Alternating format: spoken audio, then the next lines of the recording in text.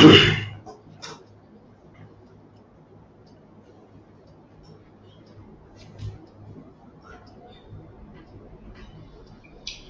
Morning sir. Good morning जी, good morning.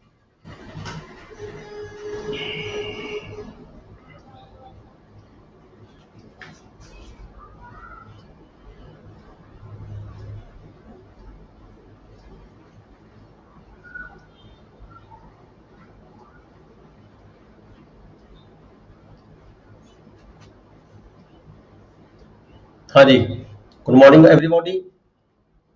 Late us start paper number 1, standing order number 3। ਅੱਜ ਦਾ lecture ਸ਼ੁਰੂ ਕਰਨ ਤੋਂ ਪਹਿਲਾਂ ਅਸੀਂ ਜੋ ਪਿੱਛੇ ਪੜ੍ਹਿਆ ਸੀਗਾ ਸਟੈਂਡਿੰਗ ਆਰਡਰ ਨੰਬਰ 3 ਦਾ ਰੂਲਸ ਪੈਰਾ ਨੰਬਰ 31 ਤੋਂ ਲੈ ਕੇ 50 ਤੱਕ ਪੜ੍ਹੇ ਸੀਗੇ, ਉਹ 5 ਮਿੰਟ ਲਈ ਅਸੀਂ ਰਿਵਾਈਜ਼ ਕਰਾਂਗੇ। Then we will proceed further. Standing order number 3 ਕੀ ਹੈ ਜੀ? ਸਟੈਂਡਿੰਗ ਆਰਡਰ ਨੰਬਰ 3 'ਚ ਅਸੀਂ ਪੜ੍ਹ ਰਹੇ ਹਾਂ revenue officers, revenue codes, procedure ਕੀ ਅਡਾਪਟ ਕੀਤਾ ਜਾਂਦਾ ਹੈ ਜਦੋਂ ਕੋਈ ਵਰਕਿੰਗ ਕੀਤੀ ਜਾਂਦੀ ਹੈ, ਕੋਈ ਬਿਜ਼ਨਸ ਕੀਤਾ ਜਾਂਦਾ ਹੈ ਰੈਵਨਿਊ ਆਫਿਸਰਸ ਵੱਲੋਂ, ਰੈਵਨਿਊ ਕੋਡਸ ਵੱਲੋਂ, ਤਾਂ ਉਹਦੇ ਵਿੱਚ ਕੀ ਪ੍ਰੋਸੀਜਰ ਅਡਾਪਟ ਕੀਤਾ ਜਾਂਦਾ ਹੈ। ਇਹ ਜਿਹੜਾ ਸਾਡਾ ਸਟੈਂਡਿੰਗ ਆਰਡਰ ਨੰਬਰ 3 ਹੈਗਾ, ਇਹਦੇ ਵਿੱਚ ਸਾਨੂੰ ਸਾਰਾ ਸਪੈਸੀਫਾਈ ਕੀਤਾ ਗਿਆ, ਦੱਸਿਆ ਗਿਆ ਵੀ ਕੀ ਪ੍ਰੋਸੀਜਰ ਕਿਵੇਂ ਅਡਾਪਟ ਕੀਤੇ ਜਾਂਦੇ ਨੇ। ਸੈਕਸ਼ਨ 31 ਅਸੀਂ ਪੜ੍ਹਿਆ ਸੀਗਾ CPC summons to issue।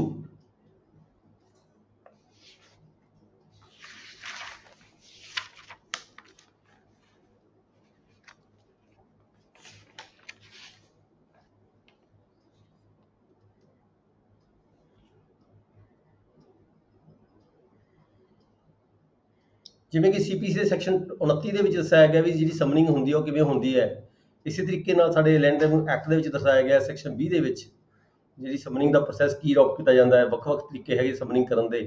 ਠੀਕ ਹੈ, ਇੱਥੇ ਕੁਝ ਜਿਹੜਾ ਸੈਕਸ਼ਨ 31 ਹੈਗਾ, ਇਹਦੇ ਵਿੱਚ ਦਰਸਾਇਆ ਗਿਆ ਵੀ ਜੇਕਰ ਕੋਈ ਕੋਰਟ, ਰੈਵਨਿਊ ਕੋਰਟ ਇੰਡੀਆ ਦੇ ਵਿੱਚ ਐਸਟੈਬਲਿਸ਼ ਹੋਈ ਹੋਵੇ ਪਰ ਉੱਥੇ ਜਿਹੜੀ CPC ਹੈ ਉਹ ਐਕਸਟੈਂਡ ਨਾ ਕਰਦੀ ਹੋਵੇ, CPC ਲਾਗੂ ਨਾ ਹੋਵੇ, ਜਾਂ ਫਿਰ ਕੋਈ ਐਸੀ ਕੋਰਟ ਜਿਹੜੀ ਸੈਂਟਰਲ ਗਵਰਨਮੈਂਟ ਨੇ ਐਸਟੈਬਲਿਸ਼ ਕੀਤੀ ਹੋਵੇ, ਕਿਸੇ ਹੋਰ ਕੰਟਰੀ ਦੇ ਵਿੱਚ ਕੀਤੀ ਹੋਈ ਹੋਵੇ ਤੇ ਉੱਥੇ CPC ਲਾਗੂ ਨਾ ਹੋਵੇ, ਜਾਂ ਫਿਰ ਇੱਦਾਂ ਦੀ ਕੋਈ ਕੋਰਟ ਹੋਵੇ ਜਿੱਥੇ ਨੋਟੀਫਿਕੇਸ਼ਨ ਜਾਰੀ ਕਰਕੇ, ਗਜ਼ਟ ਜਾਰੀ ਕਰਕੇ ਸੈਂਟਰਲ ਗਵਰਨਮੈਂਟ ਵੱਲੋਂ ਕਿਸੇ ਹੋਰ ਕੰਟਰੀ ਦੇ ਵਿੱਚ ਆਊਟ ਆਫ ਇੰਡੀਆ ਕੋਈ ਕੋਰਟ ਐਸਟੈਬਲਿਸ਼ ਕੀਤੀ ਗਈ ਹੋਵੇ, ਉਸ ਕੋਰਟ ਦਾ ਕੋਈ ਸੰਮਨ ਹੋਵੇ। ਇਹ ਜਿਹੜੀਆਂ ਵੱਖ-ਵੱਖ 3 ਕੋਰਟਾਂ ਦੀ ਗੱਲ ਕੀਤੀ ਗਈ ਹੈ, ਜੇ ਇਹ 3 ਕੋਰਟਾਂ ਦੇ ਜਿਹੜੇ ਸੰਮਨ ਹੈ ਉਹਨਾਂ ਦੀ ਸਮਨਿੰਗ ਕਿਵੇਂ ਹੋਵੇਗੀ। ਠੀਕ ਹੈ, ਇਹਦੀ ਸਮਨਿੰਗ ਕਰਨ ਦੇ ਲਈ ਕੀ ਹੋਏਗਾ, ਜਿੱਥੇ ਕੋਈ ਇੰਡੀਆ ਦੇ ਵਿੱਚ ਵਿਅਕਤੀ ਰਹਿੰਦਾ ਹੈ, ਇਹਦੀ ਸਮਨਿੰਗ ਮੰਨ ਲਓ ਇੰਡੀਆ ਵਿੱਚ ਕਰਵਾਉਣੀ ਹੈਗੀ ਹੈ।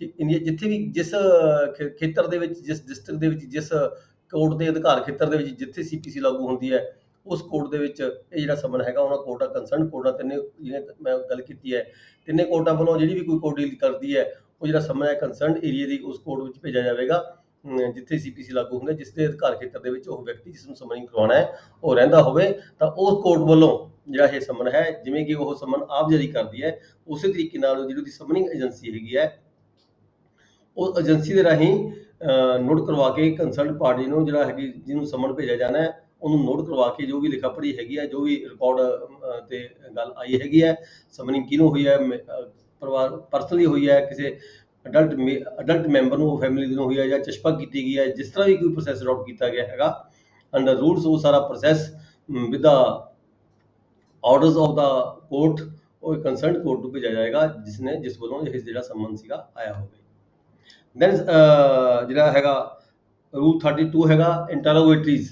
ਜਦੋਂ ਕੋਈ ਇੱਦਾਂ ਦਾ ਸੰਮਨ ਜਿਹੜਾ ਹੈਗਾ ਕਿਸੇ ਕੋਰਟ ਭੇਜਿਆ ਜਾਂਦਾ ਹੈ, ਚਾਹੇ ਕੋਈ ਫੋਰਨ ਕੋਰਟ ਹੋਵੇ, ਚਾਹੇ ਕਿਤੇ ਵੀ ਹੋਵੇ, ਉਹਦੇ ਨਾਲ ਜਦੋਂ ਸਪੈਸ਼ਲੀ ਤੌਰ ਤੇ ਕਿਸੇ ਫੋਰਨ ਦੇ ਵਿੱਚ ਕੋਈ ਸੰਮਨ ਭੇਜਿਆ ਜਾਂਦਾ ਹੈਗਾ ਕਿਸੇ ਇੰਡੀਆ ਦੀ ਕੋਰਟ ਵੱਲੋਂ, ਤਾਂ ਉਹਦੇ ਨਾਲ ਇੰਟਰੋਗੇਟਰੀਜ਼ ਭੇਜੀ ਜਾਂਦੀ ਹੈ। ਇੰਟਰੋਗੇਟਰੀਜ਼ ਵੀ ਜਦੋਂ ਕੋਈ ਕੋਰਟ ਨੇ ਉੱਥੇ ਸਮਨਿੰਗ ਕਰਵਾਉਣਾ ਹੋਵੇ ਤਾਂ ਕਿਹੜੇ ਜਿਹੜੇ ਕੁਐਸਚਨਸ ਹੈਗੇ ਨੇ ਉਸ ਬੰਦੇ ਨੇ ਜਿਹੜੇ ਜਵਾਬ ਦੇਣਾ ਹੈਗਾ ਉਹਨਾਂ ਦਾ ਆਨਸਰ ਦਾ, ਕੁਐਸਚਨ ਦਾ, ਇੰਟਰੋਗੇਟਰੀ ਦਾ ਕੁਐਸਚਨ ਭੇਜੇ ਜਾਣਗੇ ਆਨਸਰ ਦਾ, ਤਾਂ ਕਿ ਉਹ ਜਿਹੜਾ ਹੈਗਾ ਪਾਰਟੀਕੂਲਰ ਬੰਦਾ ਜਿਸ ਨੂੰ ਸਮਨਿੰਗ ਹੋ ਰਹੀ ਹੈ ਉਹ ਆਪਣਾ ਜਵਾਬ ਲਿਖ ਕੇ ਉਹਦੇ ਅਕੋਰਡਿੰਗ ਭੇਜ ਸਕੇ। ਨੈਕਸਟ ਸੈਕਸ਼ਨ 34 ਚ ਕੀ ਪੜ੍ਹਿਆ ਸੀ, defendant to present a written statement. ਜਦੋਂ ਵੀ ਕੋਈ ਵਿਅਕਤੀ ਵੱਲੋਂ ਕੋਈ ਸੂਟ ਫਾਈਲ ਕੀਤਾ ਜਾਂਦਾ ਜਿਹਨੂੰ ਅਸੀਂ ਪਲੈਂਟਿਫ ਕਹਿੰਦੇ ਆ, ਉਹਦੇ ਵੱਲੋਂ ਪਲੇਂਟ ਫਾਈਲ ਕੀਤੀ ਜਾਂਦੀ ਹੈ, ਤਾਂ ਉਹਦੇ ਦੂਜੇ ਪਾਰਟੀ ਜਿਹੜੀ ਆਪੋਜ਼ਿਟ ਪਾਰਟੀ ਜਿਹਨੂੰ ਅਸੀਂ ਡਿਫੈਂਡੈਂਟ ਕਹਿੰਦੇ ਆ, ਉਹਦੇ ਵੱਲੋਂ ਜਿਹੜੀ ਫਾਈਲ ਕੀਤੀ ਜਾਂਦੀ ਹੈ ਰਿਟਨ ਸਟੇਟਮੈਂਟ ਫਾਈਲ ਕੀਤੀ ਜਾਂਦੀ ਹੈ। ਸੈਕਸ਼ਨ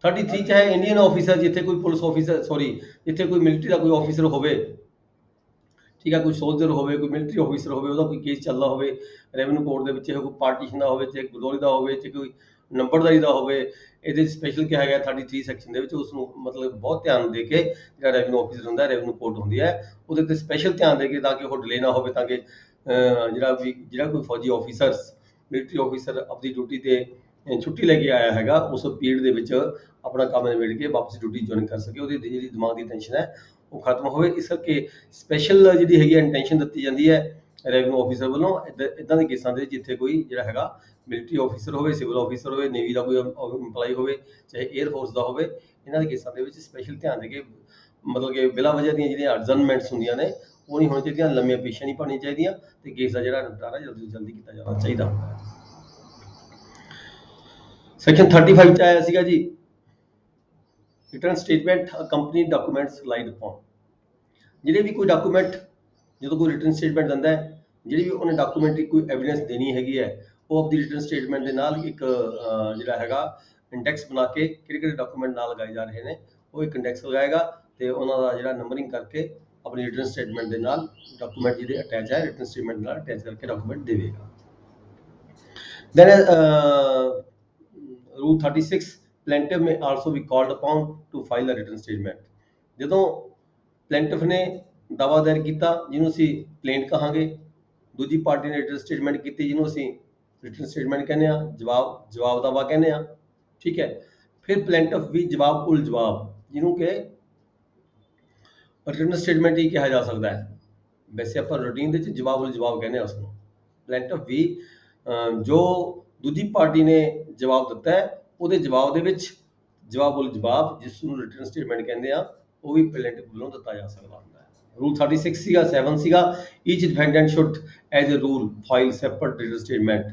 ਜੇ ਤਾਂ ਦੇਖੋ ਡਿਫੈਂਡੈਂਟ ਇੱਕ ਤੋਂ ਜ਼ਿਆਦਾ ਨੇ, 2 4 5 7 10 ਨੇ, ਠੀਕ ਹੈ, ਜਿਹਦਾ ਸੇਮ ਕਾਜ਼ ਆਫ ਐਕਸ਼ਨ ਹੈਗਾ, ਸੇਮ ਸਬਜੈਕਟ ਮੈਟਰ ਹੈਗਾ, ਫਿਰ ਤਾਂ ਸਾਰਿਆਂ ਵੱਲੋਂ ਇਕੱਠੇ ਤੌਰ ਤੇ ਇੱਕੋ ਜਵਾਬ ਦਿੱਤਾ ਜਾਵੇਗਾ। ਜੇਕਰ ਕਾਜ਼ ਆਫ ਐਕਸ਼ਨ ਵੱਖਰਾ ਵੱਖਰਾ, ਕਿਸੇ ਡਿਫੈਂਡੈਂਟ ਦੇ ਅਗੇਂਸਟ ਕੋਈ ਵੱਖਰੀ ਗੱਲ ਹੈ, ਕਿਸੇ ਡਿਫੈਂਡੈਂਟ ਦੇ ਅਗੇਂਸਟ ਕੋਈ ਵੱਖਰੀ ਗੱਲ ਹੈ, ਤਾਂ ਹਰ ਡਿਫੈਂਡੈਂਟ ਵੱਲੋਂ ਆਪਣਾ ਵੱਖਰਾ ਵੱਖਰਾ ਜਿਹੜਾ ਜਵਾਬ ਹੈ ਉਹ ਦਿੱਤਾ ਜਾਵੇਗਾ। ਨੈਕਸਟ ਹੈ Rule 38, set off claim, set off then stamp. Set off ਕੀ ਹੁੰਦਾ ਹੈ? ਸੈਟ ਆਫ ਇਹ ਹੁੰਦਾ ਹੈ, ਇੱਕ ਪਾਰਟੀ ਨੇ ਕੋਈ ਕਲੇਮ ਕੀਤਾ, ਦੂਜੀ ਪਾਰਟੀ ਨੇ ਕਾਊਂਟਰ ਕਲੇਮ ਕੀਤਾ। ਇੱਕ ਪਾਰਟੀ ਨੇ ਕੋਈ ਕਲੇਮ ਕੀਤਾ, ਦੂਜੀ ਪਾਰਟੀ ਨੇ ਕੋਈ ਕਾਊਂਟਰ ਕਲੇਮ ਕੀਤਾ। ਮੰਨ ਲਓ ਇੱਕ ਪਾਰਟੀ ਨੇ ਕਿਹਾ ਮੈਂ ਤੋਂ 10 ਲੱਖ ਰੁਪਏ ਲੈਣਾ ਹੈ, ਦੂਜੀ ਪਾਰਟੀ ਨੇ ਕਲੇਮ ਕੀਤਾ ਮੈਂ ਤੋਂ 3 ਲੱਖ ਰੁਪਏ ਲੈਣਾ ਹੈ, ਠੀਕ ਹੈ, ਉਹ ਕਾਊਂਟਰ ਕਲੇਮ ਹੋ ਗਿਆ, ਮਤਲਬ 3 ਲੱਖ ਰੁਪਏ ਜਿਹੜਾ ਹੈਗਾ ਸੈਟ ਆਫ ਹੋ ਗਿਆ, ਬਾਕੀ ਕਿੰਨਾ ਕਲੇਮ ਰਹਿ ਗਿਆ? 7 ਲੱਖ ਰੁਪਏ ਦਾ ਰਹਿ ਗਿਆ। ਇਹ ਕਹਿੰਦੇ ਵੀ ਜਿਹੜਾ ਕਲੇਮ ਹੈਗਾ ਉਹ ਜਿਹੜਾ ਸੈਟ ਆਫ ਹੋ ਜਾਂਦਾ ਹੈ, ਜਿੰਨਾ ਪਾਰਟੀ ਦਾ ਦੂਜੀ ਪਾਰਟੀ ਤੋਂ ਲੈਣ ਦੇਣ ਹੋਵੇ, ਉਹਨੂੰ ਅਸੀਂ ਕਾਊਂਟਰ ਕਲੇਮ ਦੇ ਰੂਪ ਦੇ ਵਿੱਚ ਉਹਨੂੰ ਸੈਟ ਆਫ ਕਹਿ ਸਕਦੇ ਹਾਂ, ਵੀ ਉਹ ਬਰਾਬਰ ਹੋ ਗਿਆ, ਉਹਨਾਂ ਸੈਟੀਸਫਾਈ ਹੋ ਗਿਆ। ਜਿਵੇਂ ਕੋਈ ਡਿਗਰੀ ਹੁੰਦੀ ਹੈ, ਡਿਗਰੀ ਆਫ ਬਣੀ ਹੁੰਦੀ ਹੈ, ਠੀਕ ਹੈ, ਇੱਕ ਪਾਰਟੀ ਨੇ ਲੈਣੇ ਹੁੰਦੇ ਪੈਸੇ, ਦੂਜੀ ਨੇ ਦੇਣੇ ਹੁੰਦੇ ਪੈਸੇ, ਉਹਨੇ ਵੀ ਲੈਣੇ ਹੁੰਦਾ ਕੁਝ ਪੈਸੇ, ਤੇ ਉਹ ਡਿਗਰੀ ਸੈਟੀਸਫਾਈ ਉਨੀ ਹੋਈ ਨਾ ਜਿੰਨੀ ਲੈਣ ਦੋਨਾਂ ਦੀ ਜਿਹੜੀ ਲੈਣ ਦੇਣ ਹੈ ਉਹ ਬਰਾਬਰ ਹੋ ਜਾਵੇ, ਬਾਕੀ ਇੱਕ ਪਾਰਟੀ ਦੇ ਜਿਹੜੇ ਪੈਸੇ ਦੂਜੀ ਪਾਰਟੀ ਨੂੰ ਬਚ ਜਾਣ, ਉਹ ਜਿਹੜਾ ਹੈਗਾ ਕਲੇਮ ਹੈ ਉਹਦਾ ਬਣ ਜਾਂਦਾ ਹੈ। ਨੈਕਸਟ ਹੈ Rule 38, 39, ਜਨਰਲ ਔਰ special rules as to the written statement. ਇਹ ਕਹਿੰਦੇ ਵੀ ਆਰਡਰ 6 ਦੇ ਵਿੱਚ CPC ਦਾ ਜਿਹੜਾ ਆਰਡਰ 6 ਹੈ ਤੇ ਆਰਡਰ 8 ਹੈ, ਆਰਡਰ 6 ਦੇ ਵਿੱਚ ਜਿਹੜੇ ਜਨਰਲ ਰੂਲ ਦਰਸਾਏ ਗਏ ਹੈਗੇ ਨੇ, ਤੇ ਆਰਡਰ 8 ਦੇ ਵਿੱਚ ਸਪੈਸ਼ਲ ਰੂਲ ਦਰਸਾਏ ਗਏ ਨੇ, ਜਦੋਂ ਰਿਟਨ ਸਟੇਟਮੈਂਟ ਦੇਣੀ ਹੈ ਤਾਂ ਕਿਹੜੇ ਕਿਹੜੇ ਰੂਲਾਂ ਨੂੰ ਫੋਲੋ ਕਰਨਾ ਹੈਗਾ, ਠੀਕ ਹੈ। ਉਹ ਆਰਡਰ 6 ਹੈ, ਅਸੀਂ ਅੱਗੇ ਜਾ ਕੇ ਪੜਾਂਗੇ CPC ਦੇ ਵਿੱਚ, ਤੇ ਆਰਡਰ 8 ਹੈਗਾ, ਸਪੈਸ਼ਲ ਪ੍ਰੋਵੀਜ਼ਨਸ ਹੈਗੀਆਂ ਨੇ ਜਿਹੜੀਆਂ ਰਿਟਨ ਸਟੇਟਮੈਂਟ ਦੇ ਵਿੱਚ ਦੇਣ ਵੇਲੇ ਤੁਸੀਂ ਧਿਆਨ 'ਚ ਰੱਖਣੀਆਂ ਹੁੰਦੀਆਂ ਨੇ। ਜਿਵੇਂ ਕਿ ਐਡਮਿਸ਼ਨ ਹੈ, ਇੱਕ ਪਾਰਟੀ ਨੇ ਕੋਈ ਕਲੇਮ ਕੀਤਾ, ਦੂਜੀ ਪਾਰਟੀ ਨੇ ਐਡਮਿਸ਼ਨ ਕੀਤੀ ਜਾਂ ਫਿਰ ਡਿਨਾਈਲ ਕੀਤੀ, ਜਾਂ ਮੰਨਿਆ ਜਾਂ ਫਿਰ ਮੁੱਕਰਿਆ, ਨਹੀਂ ਮੈਂ ਨਹੀਂ ਇਸ ਗੱਲ ਦੇ ਨਾਲ ਸਹਿਮਤ, ਠੀਕ ਹੈ।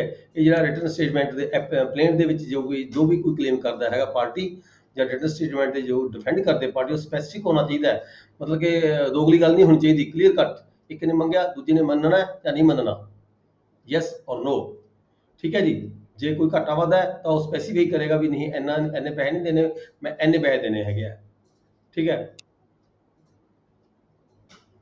ਜਿਹੜਾ ਹੈਗਾ ਇਹ ਰੈਸਿਡਿਊ ਘਾਟਾ ਜੇ ਹੈਗਾ, ਜੇ ਕੋਈ ਪਾਰਟੀ ਰੈਸਿਡਿਊ ਘਾਟਾ ਕਲੇਮ ਕਰਦੀ ਹੈ, ਇੱਕ ਪਾਰਟੀ ਸੂਟ ਫਾਈਲ ਕਰਦੀ ਹੈ, ਦੂਜੀ ਪਾਰਟੀ ਰੈਸਿਡਿਊ ਘਾਟਾ ਕਲੇਮ ਕਰਦੀ ਹੈ ਵੀ ਇਹ ਸੂਟ ਆਲਰੇਡੀ ਡਿਸਾਈਡ ਹੋ ਚੁੱਕਿਆ ਹੈਗਾ, ਤਾਂ ਐਦਾਂ ਕਹਿਣ ਦੇ ਨਾਲ ਨਹੀਂ ਹੈਗਾ ਵੀ ਇਹ ਜਿਹੜਾ ਸੂਟ ਹੈਗਾ ਰੈਸ ਜੁਡੀਕਾਟਾ ਦੇ ਅਧੀਨ ਆਉਂਦਾ ਹੈ, ਇਹ ਡਿਸਮਿਸ ਕੀਤਾ ਜਾਵੇ।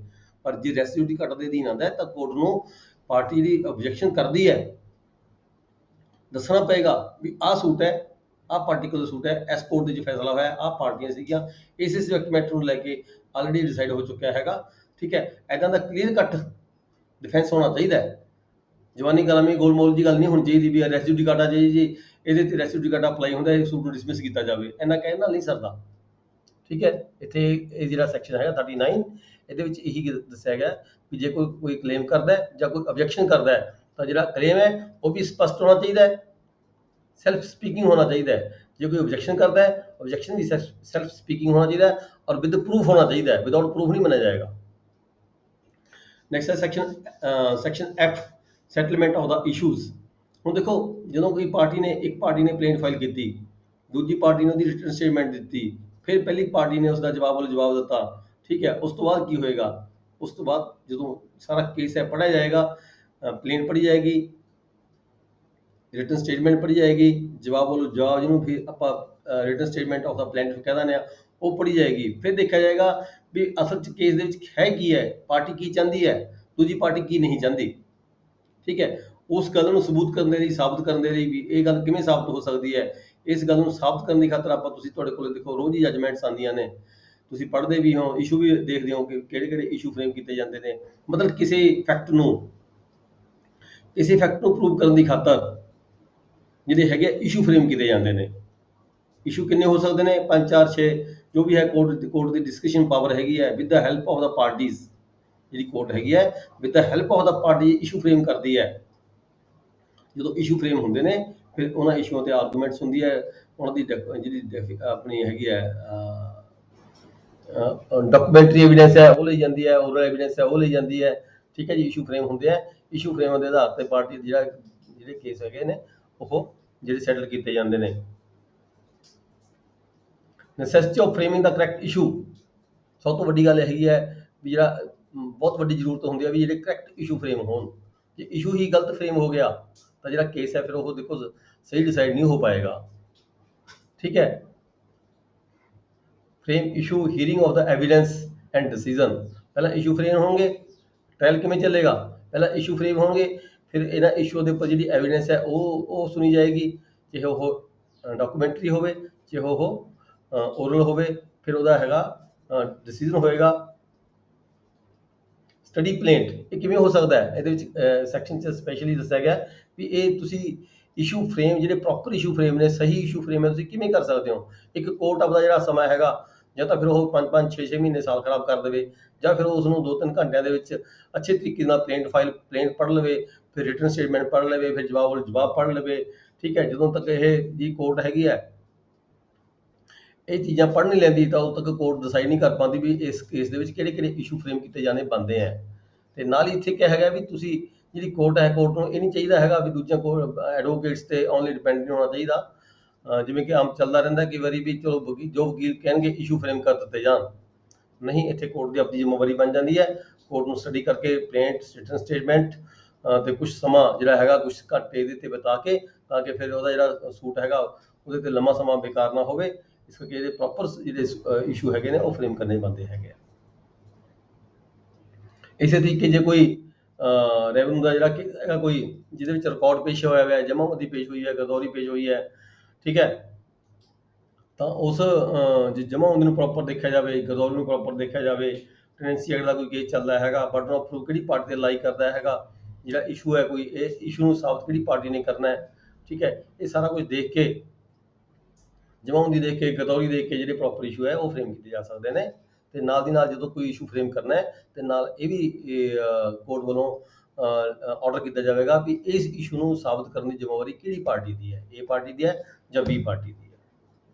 Main foundation for the issue, ਜਿਹੜਾ ਇਸ਼ੂ ਹੁੰਦੇ ਨੇ ਇਹ ਮੇਨ ਫਾਊਂਡੇਸ਼ਨ ਨੇ ਸੂਟ ਦੇ ਡਿਸੀਜਨ ਦੀ। ਇਹ ਤਿਆਰ ਕਿੱਥੋਂ ਹੁੰਦੇ ਨੇ? ਪਲੇਨ ਤੋਂ ਤੇ ਰਿਟਨ ਸਟੇਟਮੈਂਟ ਤੋਂ ਹੀ ਤਿਆਰ ਹੁੰਦੇ ਨੇ। ਪ੍ਰੋਸੀਜਰ ਇਨ ਫਰੇਮਿੰਗ ਦਾ ਇਸ਼ੂਜ਼, ਕਹਿੰਦੇ ਵੀ ਜਿਹੜਾ ਇਸ਼ੂ ਹੈ ਫਰੇਮ ਕਰਨ ਦਾ ਪ੍ਰੋਸੀਜਰ ਕੀ ਹੈਗਾ? ਪ੍ਰੋਸੀਜਰ ਹੈ, ਇੱਕ ਪਾਰਟੀ ਨੇ ਕਿਹਾ ਮੇਰਾ ਆਹ ਕਲੇਮ ਬਣਦਾ ਹੈ, ਦੂਜੀ ਪਾਰਟੀ ਨੇ ਕਿਹਾ ਆਹ ਕਲੇਮ ਮੇਰਾ ਇਹ ਕਲੇਮ ਨਹੀਂ ਬਣਦਾ, ਦੂਜੀ ਪਾਰਟੀ ਰਿਜੈਕਟ ਕਰਦੀ ਹੈ। ਇੱਦਾਂ ਦੇ ਜਿਹੜੇ 4-5 ਪੁਆਇੰਟ ਨੇ, ਜਿਵੇਂ ਲਿਮਿਟੇਸ਼ਨ ਦਾ ਪੁਆਇੰਟ ਹੈ, ਤੇ ਵੀ ਦਾਵਾ ਜਿਹੜਾ ਅੰਡਰ ਲਿਮਿਟੇਸ਼ਨ ਹੈਗਾ ਜਾਂ ਨਹੀਂ ਹੈਗਾ। ਇੱਕ ਪਾਰਟੀ ਕਹਿੰਦੀ ਹੈਗਾ, ਦੂਜੀ ਪਾਰਟੀ ਕਹਿੰਦੀ ਡਰਾਈ ਹੈ, ਇੱਕ ਇਸ਼ੂ ਬਣ ਗਿਆ। ਫਿਰ ਕੋਈ ਇਸ਼ੂ ਬਣ ਜਾਂਦਾ, ਇੱਕ ਪਾਰਟੀ ਕਹਿੰਦੀ ਹੈ ਤੁਹਾਡਾ ਅਧਿਕਾਰ ਖੇਤਰ ਬੰਦ ਹੈ ਇਸ ਕੋਰਟ ਦਾ, ਦੂਜੀ ਪਾਰਟੀ ਕਹਿੰਦੀ ਤੁਹਾਡਾ ਅਧਿਕਾਰ ਖੇਤਰ ਨਹੀਂ ਬਣਦਾ, ਠੀਕ ਹੈ, ਇਹ ਵੀ ਇੱਕ ਇਸ਼ੂ ਬਣ ਗਿਆ। ਐਦਾਂ ਦੇ ਜਿਹੜੇ ਇਸ਼ੂ ਨੇ ਇਹ ਸਾਰੇ, ਇਹਦਾ ਜਿਹੜਾ ਹੈਗਾ ਇਹ ਸਾਰੇ ਦੋਨੇ ਪਾਰਟੀਆਂ ਦੇ ਕਲੇਮ ਤੋਂ ਤੇ ਆਬਜੈਕਸ਼ਨ ਤੋਂ ਹੀ ਤੈਅ ਕੀਤੇ ਜਾਂਦੇ ਨੇ।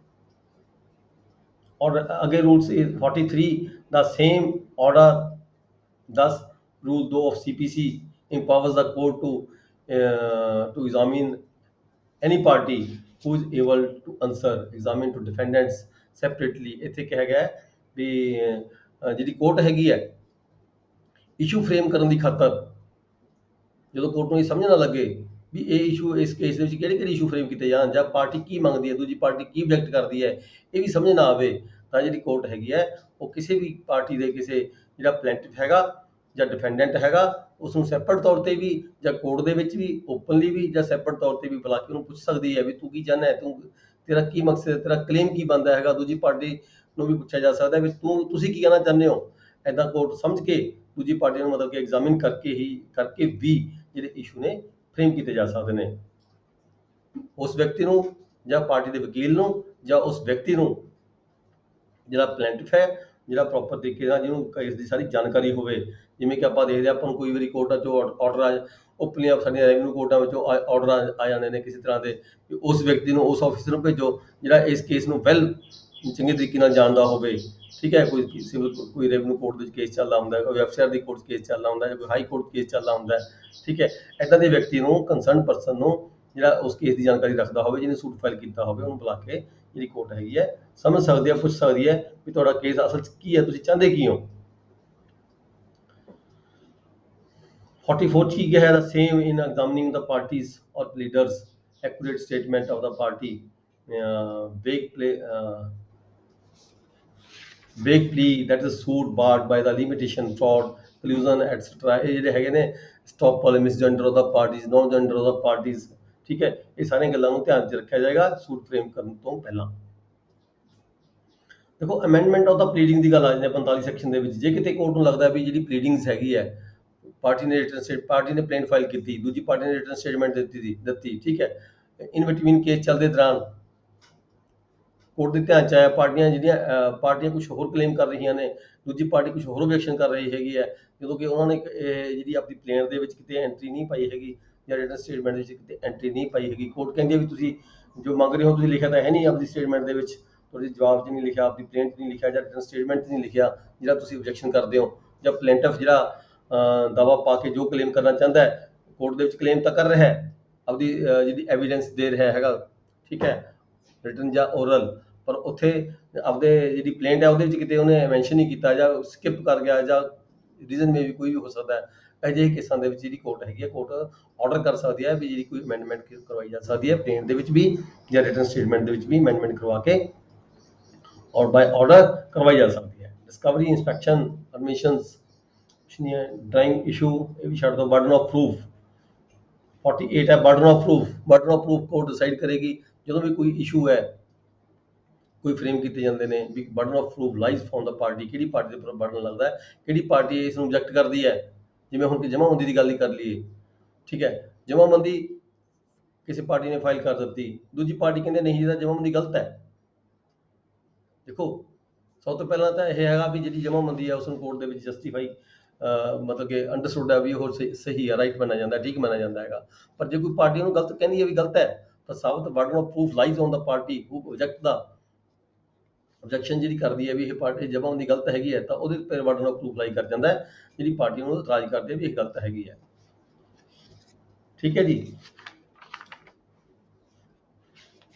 ਅੱਗੇ ਪ੍ਰੋਡਕਸ਼ਨ ਆਫ ਦਾ ਡਾਕੂਮੈਂਟਸ ਪਲੇਂਟ ਆਪਾਂ ਗੱਲ ਕਰਦੇ ਸੀ। ਡਾਕੂਮੈਂਟ ਜਿਹੜੇ ਹੈਗੇ ਪਲੇਂਟ ਦੇ ਨਾਲ ਫਾਈਲ ਕੀਤੇ ਜਾਂਦੇ ਨੇ। ਜੇ ਡਿਫੈਂਡੈਂਟ ਨੇ ਫਾਈਲ ਕਰਨੇ ਨੇ ਤਾਂ ਆਪਦੀ ਰਿਟਨ ਸਟੇਟਮੈਂਟ ਨਾਲ ਫਾਈਲ ਕਰੇਗਾ। ਫਸਟ ਹੀਅਰਿੰਗ ਤੇ ਹੀ ਜਿਹੜੀ ਡਾਕੂਮੈਂਟਰੀ ਜਿਹੜੀ ਐਵੀਡੈਂਸ ਹੈਗੀ ਆ ਉਹ ਦਿੱਤੀ ਜਾਂਦੀ ਹੈ ਸ਼ੁਰੂ ਦੇ ਵਿੱਚ ਹੀ, ਠੀਕ ਹੈ ਜੀ।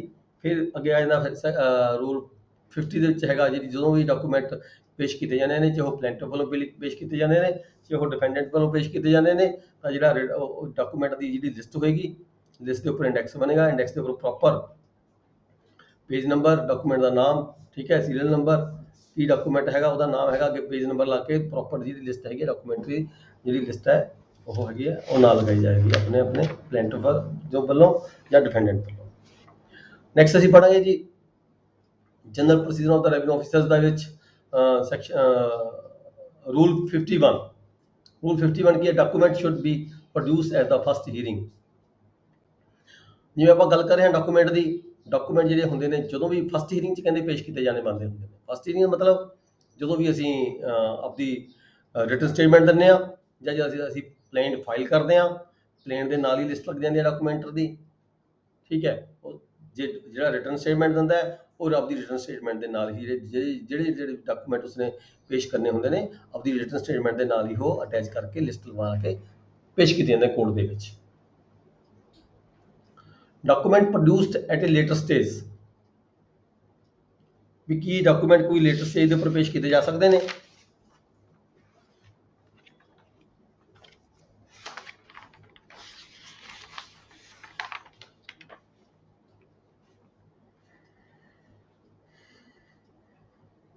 ਦੇਖੋ ਮੇਨ ਤਾਂ ਪ੍ਰੋਵੀਜ਼ਨ ਇਹ ਹੈਗੀ ਹੈ ਵੀ ਜਿੰਨੇ ਵੀ ਡਾਕੂਮੈਂਟ ਹੈਗੇ ਨੇ ਉਹ ਇਨੀਸ਼ੀਅਲ ਸਟੇਜ ਤੇ ਹੀ ਪ੍ਰੋਡਿਊਸ ਕੀਤੇ ਜਾਂਦੇ ਕੋਰਟ ਦੇ ਵਿੱਚ। ਇਹੀ ਜਿਹੜਾ ਹੈਗਾ ਮੇਨ ਜਿਹੜਾ ਪ੍ਰੋਸੀਜਰ ਹੈ ਇਹ ਫੋਲੋ ਕੀਤਾ ਜਾਂਦਾ ਹੈਗਾ।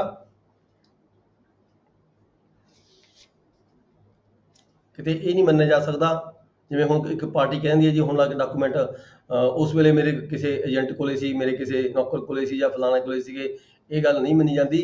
ਜਿਹੜਾ ਹੈਗਾ ਇਨੀਸ਼ੀਅਲ ਸਟੇਜ ਦੇ ਉੱਪਰ ਹੀ ਮੇਨ ਜਿਹੜਾ ਹੈਗਾ ਲਾਅ ਹੈਗਾ ਵੀ ਇਨੀਸ਼ੀਅਲ ਸਟੇਜ ਦੇ ਵਿੱਚ ਹੀ ਇੱਦਾਂ ਦੇ ਜਿਹੜੇ ਬਿਨਾਂ ਮਤਲਬ ਦੇ ਕੋਈ ਬਹਾਨੇ ਹੈਗੇ ਨੇ ਉਹ ਕੋਰਟ ਵੱਲੋਂ ਨਹੀਂ ਮੰਨੇ ਜਾਣਗੇ। ਪਰ ਜੇਕਰ ਕੋਰਟ ਨੂੰ ਲੱਗਦਾ ਹੈ, ਸੈਟੀਸਫਾਈ ਕੋਰਟ ਹੁੰਦੀ ਹੈਗੀ ਹੈ ਕਿਸੇ ਲੇਟੈਸਟ ਸਟੇਜ ਤੇ ਜਿਹੜਾ ਡਾਕੂਮੈਂਟ ਹੈਗਾ ਪੇਸ਼ ਕਰਨ ਦੇ ਸੰਬੰਧ ਵਿੱਚ, ਤਾਂ ਉੱਥੇ ਹੈਗਾ ਜਿਹੜਾ ਰੀਜ਼ਨ ਹੈ ਮਸਟ ਵੀ ਦੱਸਿਆ ਜਾਏਗਾ, ਕਾਰਨ ਕੀ ਹੈਗਾ, ਕੋਰਟ ਸੈਟੀਸਫਾਈ ਹੋਏਗੀ ਤਾਂ ਕਿਸੇ ਲੇਟੈਸਟ ਸਟੇਜ ਤੇ ਜਾ ਕੇ ਵੀ ਮਤਲਬ ਕਿ ਰੀਜ਼ਨ ਦੱਸਦੇ ਹੋਏ ਜਿਹੜਾ ਡਾਕੂਮੈਂਟ ਹੈ ਉਹ ਐਡਮਿਟ ਕੀਤਾ ਜਾ ਸਕਦਾ ਹੈ। Next is section 53, sorry section rule 53, document with suspicious appearance or unstamped papers।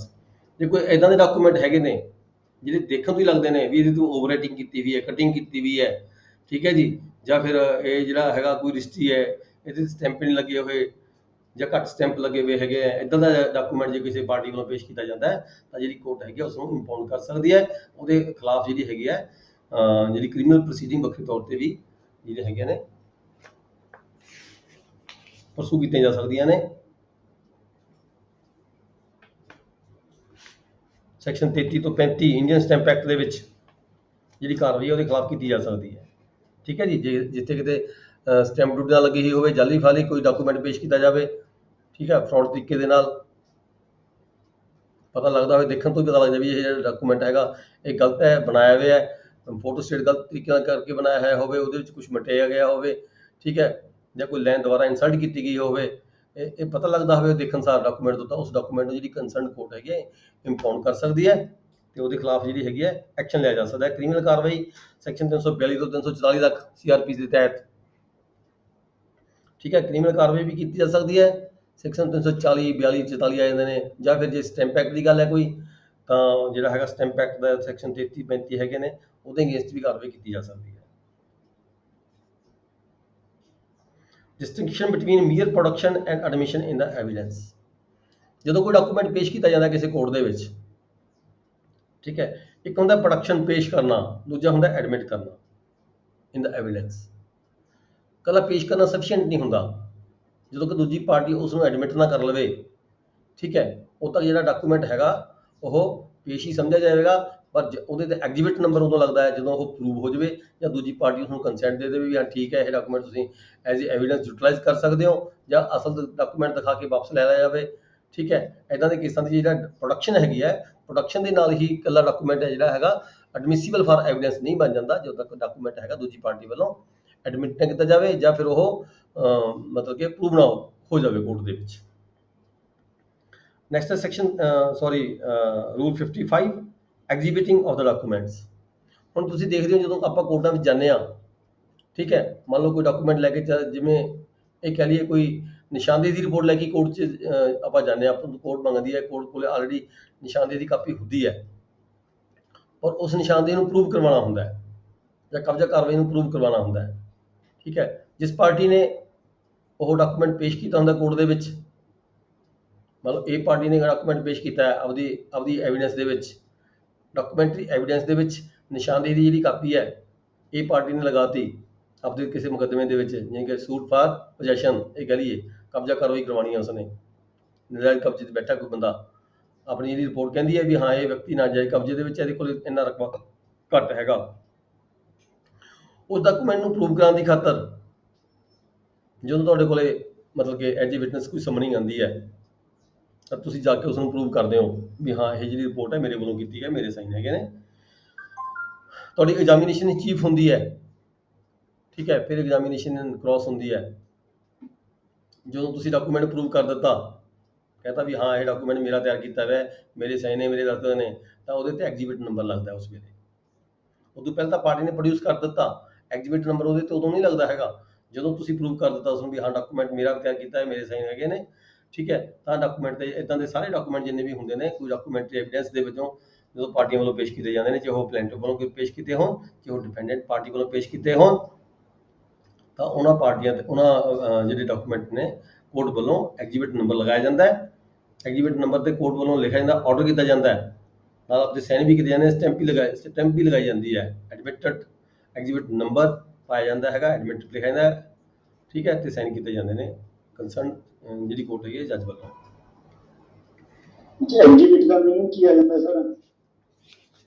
ਐਗਜ਼ੀਬਿਟ exhibition ਲੱਗੀ ਦੀ, ਇਹ ਕਹਿ ਲਈਏ, ਇਹਨੂੰ ਹੁਣ ਕੋਈ ਵੀ ਦੇਖ ਸਕਦਾ ਹੈਗਾ, ਓਪਨ ਹੋ ਗਿਆ।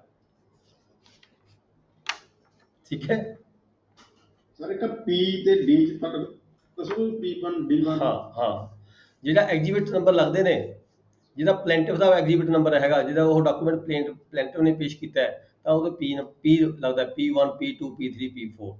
ਜਦੋਂ ਕੋਈ ਡਾਕੂਮੈਂਟ ਡਿਫੈਂਡੈਂਟ ਵੱਲੋਂ ਪੇਸ਼ ਕੀਤਾ ਹੁੰਦਾ ਹੈ ਤਾਂ ਉਹਤੇ ਜਿਹੜਾ ਡਾਕੂਮੈਂਟ ਐਗਜ਼ੀਬਿਟ ਨੰਬਰ ਲੱਗਦੇ ਨੇ ਉਹ ਲੱਗਦੇ ਨੇ D1 D2 D3 D4 ਵਗੈਰਾ। ਠੀਕ ਹੈ ਜੀ।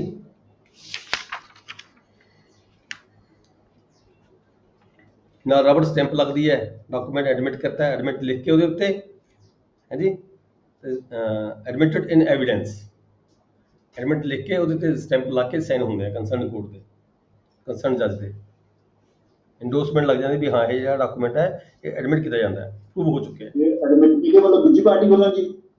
ਹਾਂ, ਐਡਮਿਟ ਇਨ ਐਵੀਡੈਂਸ ਜੱਜ ਨੇ ਵੀ ਮੰਨ ਲਿਆ ਨਾ, ਫਿਰ ਉਹ ਦੂਜੀ ਪਾਰਟੀ ਨੇ ਉਹਦੀ ਪਾਰਟੀ ਦੀ ਹਾਜ਼ਰੀ ਦੇ ਵਿੱਚ ਡਾਕੂਮੈਂਟ ਅਪਰੂਵ ਹੋ ਗਿਆ, ਕੰਸਰਨ ਪਾਰਟੀ ਨੇ ਆ ਕੇ ਪ੍ਰੂਵ ਕਰਤਾ, ਹੁਣ ਤੁਸੀਂ ਕਾਨੂੰ ਬਤਾਓ ਜਾ ਕੇ ਤੁਸੀਂ ਪ੍ਰੂਵ ਕਰਤਾ, ਐਡਮਿਟ ਹੋ ਗਿਆ। ਠੀਕ ਹੈ ਸਰ। ਜਿਹੜੀ ਨੀਚੇ ਦਿੱਤੀ ਹੈ ਇਹ ਰਬੜ ਸਟੈਂਪ ਬਣੂਗੀ ਸੂਟ? ਹਾਂ, ਇਸ ਸਟੈਂਪ ਦੀ ਫਾਰਮੈਟ ਦਿੱਤਾ ਗਿਆ ਹੈਗਾ।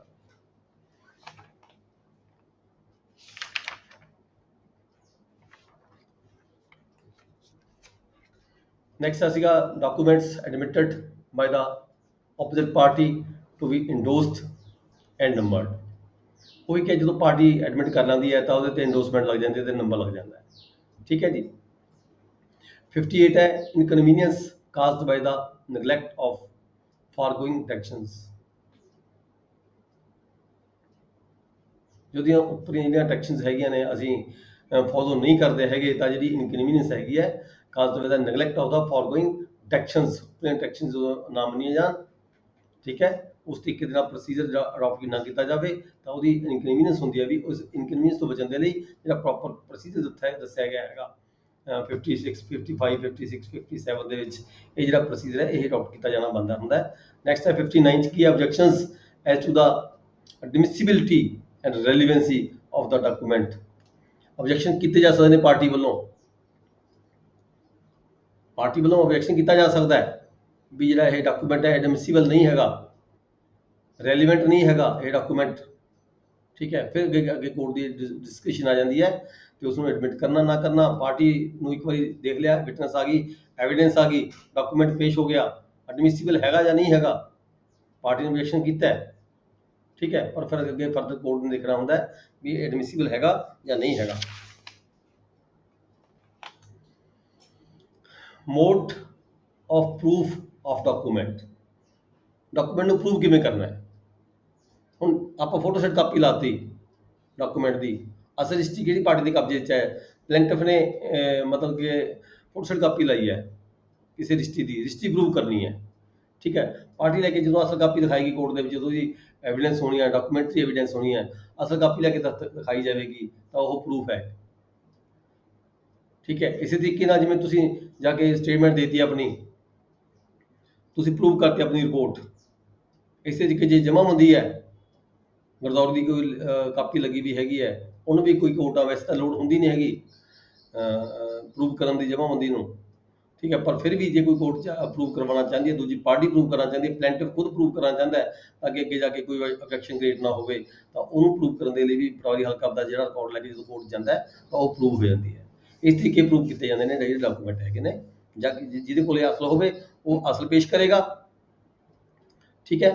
जिवें रिकॉर्ड रूम दे विच कोई मिसल मंगाई जाती है, किसी फिंगर एक्सपर्ट की रिपोर्ट मंगाई जाती है, फिंगर एक्सपर्ट को बुला के उन्होंने प्रूव कराया जाता है, किसी डॉक्टर की कोई डॉक्टर ने किसी ने जिहड़ा हैगा एग्जामिन किया किसी बंदे नूं, ठीक है, वो सर्टिफिकेट कोई जारी किया उसने, तो डॉक्टर को बुला के जिहड़ा डॉक्यूमेंट पेश किया हैगा वो प्रूव कराया जाएगा। इदां जिहड़े डॉक्यूमेंट ने सारे वो कंसर्न परसन वालों जिहदे अधिकार खेत्र दे विच होवे जां जिस व्यक्ति ने कोई उहदे संबंध विच कोई रिपोर्ट पेश की होवे, कंसर्न व्यक्ति को बुला के ही जिहड़े डॉक्यूमेंट ने वो प्रूव कराए जा सकते हैं।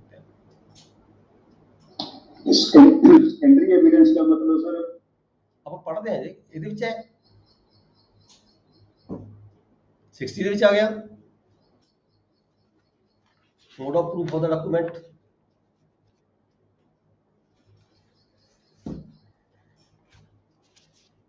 ਸੈਕੰਡਰੀ ਐਵੀਡੈਂਸ ਹੁੰਦੀ ਹੈ ਜਦੋਂ ਕੋਈ ਅਸਲ ਡਾਕੂਮੈਂਟ ਨਾ ਹੋਵੇ, ਜਿਵੇਂ ਰਜਿਸਟਰੀ ਹੈ, ਰਜਿਸਟਰੀ ਅਸਲ ਗੁੰਮ ਗਈ, ਠੀਕ ਹੈ, ਤਾਂ ਜੇ ਉਹਦੀ ਫੋਟੋਸਟੇਟ ਕਾਪੀ ਹੈ ਤਾਂ ਉਹ ਸੈਕੰਡਰੀ ਐਵੀਡੈਂਸ ਹੈ। ਸੈਕੰਡਰੀ ਐਵੀਡੈਂਸ ਨੂੰ ਅੱਗੇ ਕੋर्ट ने एडमिट करना या नहीं करना वो कोर्ट ने देखना है फर्दर।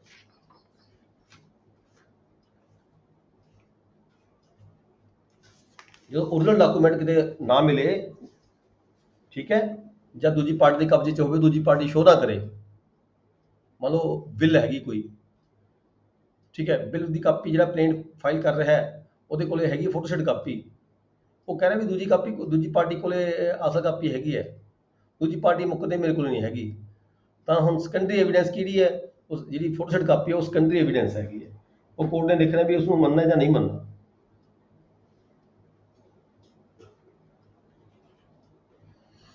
नेक्स्ट है section 60 rule 61 examination of the witness identifying the documents.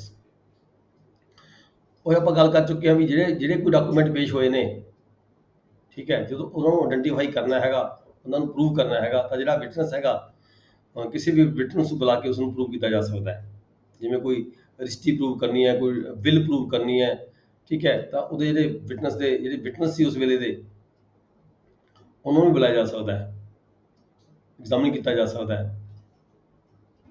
फिर 62 की है signature by the pain of another, भी की जो कोई डॉक्यूमेंट तैयार होया भी की किसी एक पार्टी ने दूजी पार्टी का पेन यूज किया,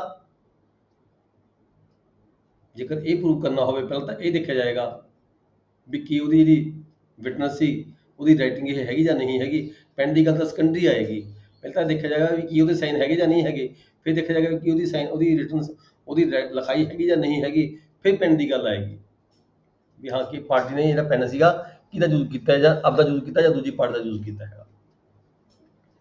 देन है जी proof of registered document.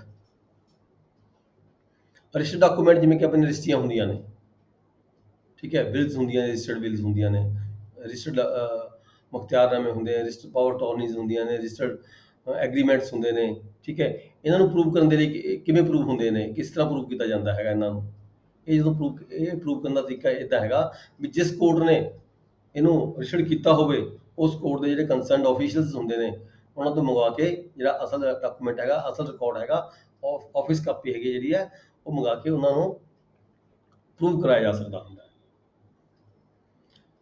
Next है section 64 certified extracts from the settlement record bearing on the case should be placed on the record। इत्थे क्या गया भी जो सैटलमेंट का रिकॉर्ड होंदा है, सैटलमेंट देखो कदों हुई 100 साल पहला सैटलमेंट हुई होंदी है, जो रिकॉर्ड होंदा है बहुत पुराना होंदा है, जे किते जाके किसी कोर्ट दे लैके जाना होंदा है तो रिकॉर्ड की इंजरी होंदा खराब होंदा ਫਟਣ ਦਾ ਖਤਰਾ ਰਹਿੰਦਾ ਹੈਗਾ। ਠੀਕ ਹੈ, ਸਰਟੀਫਾਈਡ ਐਕਸਟ੍ਰੈਕਟਸ ਇੱਥੇ ਇਹ ਕਿਹਾ ਗਿਆ ਹੈ ਵੀ ਜਦੋਂ ਕੋਈ ਸੈਟਲਮੈਂਟ ਵਗੈਰਾ ਦਾ ਜਿਹੜਾ ਰਿਕਾਰਡ ਹੈਗਾ ਉਹ ਪ੍ਰੂਫ ਵਜੋਂ ਚਾਹੀਦਾ ਹੋਵੇ, ਕੋਰਟ ਨੇ ਪ੍ਰੂਫ ਕਰਵਾਉਣਾ ਹੋਵੇ, ਤਾਂ ਉਹਦੀ ਜਿਹੜੀਆਂ ਸਰਟੀਫਾਈਡ ਜਿਹੜੀਆਂ ਕਾਪੀਆਂ ਹੁੰਦੀਆਂ ਨੇ, ਕੋਸ਼ਿਸ਼ ਇਹ ਹੋਣੀ ਚਾਹੀਦੀ ਹੈ ਵੀ ਜਿਹੜੀਆਂ ਸਰਟੀਫਾਈਡ ਕਾਪੀਆਂ ਹੈਗੀਆਂ ਨੇ ਉਸ ਨੂੰ ਵੀ ਤੁਸੀਂ ਐਜ਼ ਏ ਪ੍ਰੂਫ ਜਿਹੜਾ ਹੈਗਾ ਮੰਨ ਲੈਣਾ ਚਾਹੀਦਾ ਹੁੰਦਾ ਹੈਗਾ, ਜਿਹੜੀਆਂ ਰਿਕਾਰਡ ਦੇ ਉੱਪਰ ਪਲੇਸ ਕੀਤੀਆਂ ਹੋਈਆਂ ਹੁੰਦੀਆਂ। ਮਤਲਬ ਕੋਸ਼ਿਸ਼ ਇਹ ਹੋਣੀ ਚਾਹੀਦੀ ਵੀ ਜਿਹੜਾ ਪੁਰਾਣਾ ਰਿਕਾਰਡ ਹੈ ਉਹ ਘੱਟ ਤੋਂ ਘੱਟ ਕੋਰਟਾਂ 'ਚ ਬੁਲਾਇਆ ਜਾਵੇ, ਮੰਗਵਾਇਆ ਜਾਵੇ। ਸਰ ਵਾਜਬ ਅਰਜ਼ ਦਾ ਮੀਨਿੰਗ ਨਹੀਂ, ਵਾਜਬ ਅਰਜ਼ ਦਾ ਮੀਨਿੰਗ, ਵਾਜਬ ਅਰਜ਼ ਇੱਕ ਸੰਵਿਧਾਨ ਹੈ ਉਸ ਪਿੰਡ ਦਾ,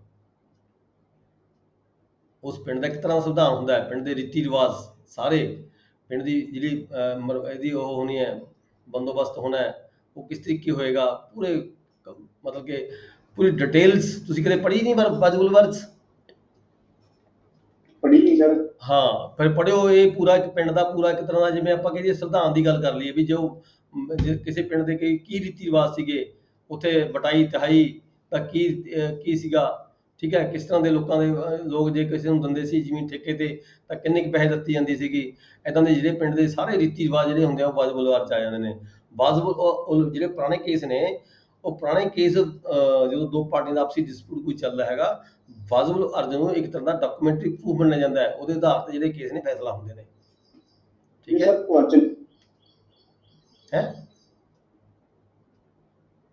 ਪੇਪਰ ਨੰਬਰ 1 ਚ ਕੁਐਸਚਨ ਵੀ ਆਉਂਦਾ ਸਰ, ਵਾਜਬ ਅਰਜ਼ ਕੀ ਹੈ? ਹਾਂ, ਫਿਰ ਵਾਜਬ ਅਰਜ਼ ਡੈਫੀਨੇਸ਼ਨ ਦੇ ਸਕਦੇ ਹਾਂ ਪੂਰੀ ਦੀ ਪੂਰੀ ਆਪਾਂ।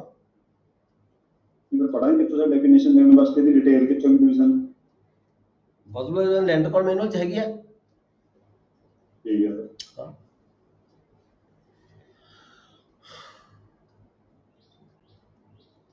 ਨੈਕਸਟ ਅਸੀਂ ਪੜ੍ਹ ਰਹੇ ਸੀਗੇ revision of the record before the judgment. ਇੱਥੇ ਕਿ ਕੋਰਟ ਨੂੰ ਕਿਹਾ ਗਿਆ, ਰੈਵਨਿਊ ਕੋਰਟ ਜਿਹੜੀ ਵੀ ਕੋਈ ਸੀਨੀਅਰ ਕੋਰਟ ਹੈ, ਜਿਹੇ ਜੂਨੀਅਰ ਕੋਰਟ ਹੈਗੀ ਹੈ, ਵੀ ਜਦੋਂ ਵੀ ਕੋਈ ਤੁਸੀਂ ਜਜਮੈਂਟ ਦੇਣੀ ਹੈ ਤਾਂ ਉਸ ਤੋਂ ਪਹਿਲਾਂ ਜਿਹੜਾ ਵੀ ਕੋਈ ਰਿਕਾਰਡ ਸਬਮਿਟ ਕੀਤਾ ਕਿਸੇ ਵੀ ਪਾਰਟੀ ਨੇ, ਪਲੈਂਟਰ ਨੇ ਚਾਹੇ ਡਿਫੈਂਡੈਂਟ ਨੇ, ਤਾਂ ਜਿਹੜਾ ਵੀ ਰਿਕਾਰਡ ਉੱਥੇ ਨਾਲ ਲੱਗਿਆ ਹੋਇਆ ਹੈਗਾ ਉਹ ਰਿਕਾਰਡ ਨੂੰ ਇੱਕ ਵਾਰੀ ਜੇ ਉਹ ਐਡਮਿਟ ਕੀਤਾ ਗਿਆ ਐਜ਼ ਏ ਪ੍ਰੂਫ, ਠੀਕ ਹੈ, ਉਹ ਸਾਰੇ ਰਿਕਾਰਡ ਨੂੰ ਦੇਖ ਕੇ ਭਾਪ ਕੇ ਫਿਰ ਜਿਹੜੀ ਜਜਮੈਂਟ ਹੈਗੀ ਹੈ ਰਿਕਾਰਡ ਦੇ ਆਧਾਰ ਤੇ ਹੀ ਫੈਸਲਾ ਹੋਣਾ ਹੁੰਦਾ। ਇਸ ਕਰਕੇ ਜਿਹੜਾ ਰਿਕਾਰਡ ਹੈ ਉਹ ਪ੍ਰੋਪਰ ਕੋਰਟ ਨੂੰ ਦੇਖ ਲੈਣਾ ਚਾਹੀਦਾ ਹੁੰਦਾ ਹੈ। ਠੀਕ ਹੈ, ਜਦੋਂ ਇਹ ਸਾਰੀਆਂ ਕਾਰਵਾਈਆਂ ਪੂਰੀਆਂ ਹੋ ਜਾਂਦੀਆਂ ਨੇ, ਪਲੈਂਟਿਫ ਦੀਆਂ, ਡਿਫੈਂਡੈਂਟ ਦੀਆਂ, ਰਿਟਨ ਸਟੇਟਮੈਂਟ ਆ ਗਈ, ਡਾਕੂਮੈਂਟ ਆ ਗਏ, ਪ੍ਰੂਫ ਹੋ ਗਏ, ਠੀਕ ਹੈ, ਇਸ਼ੂ ਫਰੇਮ ਹੋ ਗਏ, ਡਿਸੀਜਨ ਹੋ ਗਏ, ਉਸ ਤੋਂ ਬਾਅਦ ਕੀ ਹੈ, ਰਿਟਰਨ ਆਫ ਦਾ ਜਜਮੈਂਟ 66 ਚ ਆ ਜਾਂਦਾ ਵੀ ਜਿਹੜੀ ਜਜਮੈਂਟ ਹੈ ਉਹ ਕੋਰਟ ਵੱਲੋਂ ਦਿੱਤੀ ਜਾਂਦੀ ਹੈ। ਫਿਰ ਹੈ section H, production of the revenue record. ਉੱਪਰ ਆਪਾਂ ਡਾਕੂਮੈਂਟਰੀ ਪ੍ਰੂਫ ਦੀ ਗੱਲ ਕਰ ਰਹੇ ਸੀਗੇ, ਪਾਰਟੀਆਂ ਵੱਲੋਂ ਪੇਸ਼ ਕੀਤਾ ਜਾਣਾ ਸੀਗਾ। ਹੁਣ ਹੈਗਾ production of the revenue record. ਠੀਕ ਹੈ, ਜੇ ਕਿਸੇ ਸੀਨੀਅਰ ਕੋਰਟ ਨੂੰ ਕਿਸੇ ਰੈਵਨਿਊ ਰਿਕਾਰਡ ਦੀ ਲੋੜ ਪੈ ਜਾਂਦੀ ਹੈ ਤਾਂ ਉਹਦਾ ਪ੍ਰੋਸੈਸ ਕੀ ਹੈ, ਤਾਂ ਉਹ ਕਿਸ ਤਰੀਕੇ ਨਾਲ ਪੇਸ਼ ਕੀਤਾ ਜਾਂਦਾ ਹੈ। ਰੂਲ 67 ਚ ਹੈ requisition of appellate court to be sent to the DC। ਮੰਨ ਲਓ FCR ਨੂੰ ਜ਼ਰੂਰਤ ਪੈ ਗਈ, FCR ਦਾ ਕੋਈ ਕੇਸ ਚੱਲ ਰਿਹਾ ਹੈਗਾ ਜਾਂ ਕਮਿਸ਼ਨ ਦੇ ਕੋਈ ਕੇਸ ਚੱਲ ਰਿਹਾ, ਕਮਿਸ਼ਨ ਨੂੰ ਜ਼ਰੂਰਤ ਪੈ ਗਈ ਕੋਈ ਰੈਵਨਿਊ ਰਿਕਾਰਡ ਉਹਨੇ ਦੇਖਣਾ ਹੈ, ਅਸਲ ਓਰੀਜਨਲ ਰੈਵਨਿਊ ਰਿਕਾਰਡ ਦੇਖਣਾ ਹੈਗਾ, ਤਾਂ ਜਿਹੜਾ ਲੈਟਰ ਹੈਗਾ ਉਹ ਕਲੈਕਟਰ ਕੰਸਰਨ ਡਿਪਟੀ ਕਮਿਸ਼ਨਰ ਨੂੰ ਜਿਹੜਾ ਲੈਟਰ ਹੈ ਭੇਜਿਆ ਜਾਵੇਗਾ ਉਸ ਸੀਨੀਅਰ ਕੋਰਟ ਵੱਲੋਂ, ਤਾਂ ਕਿ ਜਿਹੜਾ ਕਲੈਕਟਰ ਵੱਲੋਂ ਹੀ ਕੰਸਰਨਡ ਤਹਿਸੀਲਦਾਰ ਨੂੰ ਤਹਿਸੀਲਦਾਰ ਦੇ ਰਾਹੀਂ ਜਿਹੜਾ ਹੈਗਾ ਡਾਕੂਮੈਂਟ ਹੈ, ਜਿਹੜਾ ਰਿਕਾਰਡ ਹੈ, ਰੈਵਨਿਊ ਰਿਕਾਰਡ ਹੈਗਾ, ਉਸ ਕੋਰਟ ਦੇ ਵਿੱਚ ਮਤਲਬ ਕਿ ਭੇਜਣ ਦੇ ਲਈ ਇੰਸ਼ੋਰ ਕੀਤਾ ਜਾਵੇਗਾ, ਭੇਜਣ ਲਈ। ਫਿਰ ਹੈ ਜੀ 68, ਰੂਲ 68 ਜਿਹੜਾ production of the special kanungo and patwari. ਠੀਕ ਹੈ, ਜਦੋਂ ਇਹ ਕਿਹੜੇ ਕੇਸ ਹੁੰਦੇ ਨੇ ਸਪੈਸ਼ਲ ਕਾਨੂੰਗੋ ਪਟਵਾਰੀ ਹਲਕਾ, ਜਦੋਂ ਸਪੈਸ਼ਲ ਕਾਨੂੰਗੋ ਐਕਸਲਟ ਰਿਪੋਰਟ ਬਣਾਈ ਜਾਂਦੀ ਹੈ ਕਿਸੇ ਕਾਨੂੰਗੋ ਹਲਕਾ ਵੱਲੋਂ, ਕੋਈ ਸੂਟ ਚੱਲਦਾ ਹੈ ਆਪਦਾ ਰੈਂਟ ਦਾ ਕੋਈ ਦਾਵਾ ਚੱਲ ਰਿਹਾ ਹੈਗਾ, ਤੇ ਇਦਾਂ ਦੇ ਕੇਸਾਂ ਦੇ ਵਿੱਚ ਜਿਹੜੇ ਹੈਗੇ ਨੇ ਐਕਸਲਟ ਰਿਪੋਰਟ ਕਾਨੂੰਗੋ ਹਲਕਾ ਤਿਆਰ ਕਰਦਾ ਹੈ। ਮੰਨ ਲਓ ਕਿਸੇ ਪਾਰਟੀ ਨੇ ਦਾਵਾ ਦਾਇਰ ਕੀਤਾ ਵੀ ਮੈਨੂੰ 5 ਸਾਲ ਤੋਂ ਜਿਹੜਾ ਹੈਗਾ ਰੈਂਟ ਨਹੀਂ ਮਿਲ ਰਿਹਾ ਇਸ ਪਾਰਟੀ ਵੱਲੋਂ, ਤਾਂ ਜਦੋਂ ਐਕਸਲਟ ਰਿਪੋਰਟ ਬਣਾਈ ਜਾਂਦੀ ਹੈ ਕਾਨੂੰਗੋ ਹਲਕਾ ਕੋਲੇ ਸੰਮਨ ਆਉਂਦੇ ਆ ਵੀ ਸਾਨੂੰ ਇਸ ਇੰਨੇ ਪੀਰੀਅਡ ਦੀ ਕਿੰਨੀ ਇਹਦੀ ਪੈਦਾਵਾਰ ਹੋਈ ਸੀ, ਕਿੰਨੇ ਉਹਦੇ ਪੈਸੇ ਬਣਦੇ ਆ, ਕਿਹੜੀ ਪਾਰਟੀ ਨੇ ਦੇਣੇ ਬਣਦੇ ਆ, ਜਿਹੜੀ ਪਾਰਟੀ ਦੇ ਕਬਜ਼ਾ ਨਜਾਇਜ਼ ਕਬਜ਼ਾ ਕਿਸੇ ਜ਼ਮੀਨ ਕਿਸੇ ਹੋਰ ਮਾਲਕ ਦੀ ਬਾਹਰ ਕੋਈ ਹੋ ਰਿਹਾ ਹੈਗਾ, ਤਾਂ ਜਿਹੜਾ ਅਸਲ ਮਾਲਕ ਹੈਗਾ ਉਹ ਕੰਪੀਟੈਂਟ ਕੋਰਟ ਦੇ ਵਿੱਚ ਜਾ ਕੇ ਸੂਟ ਫਾਈਲ ਕਰਦਾ ਹੈ। ਠੀਕ ਹੈ, ਤਾਂ ਇਦਾਂ ਦੀਆਂ ਐਕਸਲਟ ਰਿਪੋਰਟ ਜਿਹੜੀਆਂ ਬਣਾਈਆਂ ਜਾਂਦੀਆਂ ਨੇ ਉਹ ਰਿਪੋਰਟ ਨੂੰ ਪ੍ਰੂਵ ਕਰਨ ਦੀ ਖਾਤਰ ਸਪੈਸ਼ਲ ਕਾਨੂੰਗੋ ਹਲਕਾ ਨੂੰ ਤਾਂ ਕੰਸਰਨ ਪਟਵਾਰੀ ਹਲਕਾ ਦੇ ਰਿਕਾਰਡ ਸਮੇਤ ਵੀ ਜਿਹੜਾ ਕੋਰਟਾਂ ਹੈਗੀਆਂ ਸੀਨੀਅਰ ਕੋਰਟਾਂ ਬੁਲਾ ਸਕਦੀਆਂ ਹੁੰਦੀਆਂ। ਡਿਊਟੀ ਆਫ ਦਾ ਕੋਰਟਸ ਇਨ ਸੱਚ ਮੈਟਰਸ। ਇਹੋ ਜਿਹੇ ਕੇਸਾਂ 'ਚ ਜਿਹੜੀ ਕੋਰਟ ਦੀ ਕੀ ਡਿਊਟੀ ਬਣ ਜਾਂਦੀ ਹੈ।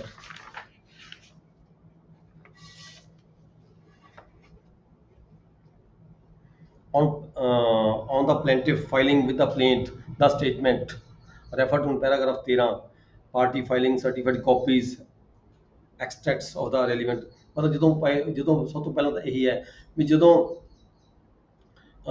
ਕੋਈ ਪਾਰਟੀ ਸੂਟ ਫਾਈਲ ਕਰਦੀ ਹੈ ਇਨੀਸ਼ੀਅਲ ਸਟੇਜ ਤੇ ਹੀ ਜਿਹੜੀ ਪਾਰਟੀ ਹੈ ਉਹਦੇ ਵੱਲੋਂ ਇਹ ਪ੍ਰੂਫ ਨਾਲ ਲਗਾਏ ਜਾਂਦੇ ਆ ਆਪਦੀ ਪਾਰਟੀ ਆਪਦੇ ਪਲੇਂਟ ਦੇ ਨਾਲ ਵੀ ਆਹ ਰਿਪੋਰਟ ਹੈਗੀ ਹੈ, ਪਹਿਲਾਂ ਹੀ ਰਿਪੋਰਟ ਆਪਦੇ ਪੱਧਰ ਤੇ ਤਿਆਰ ਕੀਤੀ ਜਾਂਦੀ ਹੈ, ਫਿਰ ਉਹਨੂੰ ਪ੍ਰੂਵ ਕਰਨ ਦੀ ਖਾਤਰ ਜਿਹੜੀ ਹੈਗੀ ਹੈ ਕੋਰਟ ਵੱਲੋਂ ਜਿਹੜੇ ਸਾਹਮਣੇ ਹੈਗੇ ਨੇ ਸਪੈਸ਼ਲ ਕਾਨੂੰਨ ਨੂੰ ਬੁਲਾਇਆ ਜਾ ਸਕਦਾ ਹੁੰਦਾ ਹੈ। ਨੈਕਸਟ ਹੈ duties of the appellate courts in calling for the revenue record. ਜਦੋਂ ਅਪੀਲੈਂਟ ਕੋਰਟਾਂ ਕੋਈ ਰਿਕਾਰਡ ਕਾਲ ਕਰਦੀਆਂ ਨੇ ਰਿਕਾਰਡ ਰੂਮ ਦੇ ਵਿੱਚੋਂ ਤਾਂ ਉੱਥੇ ਅਪੀਲੈਂਟ ਕੋਰਟਾਂ ਦੀ ਕੀ ਜ਼ਿੰਮੇਵਾਰੀ ਬਣ ਜਾਂਦੀ ਹੈ।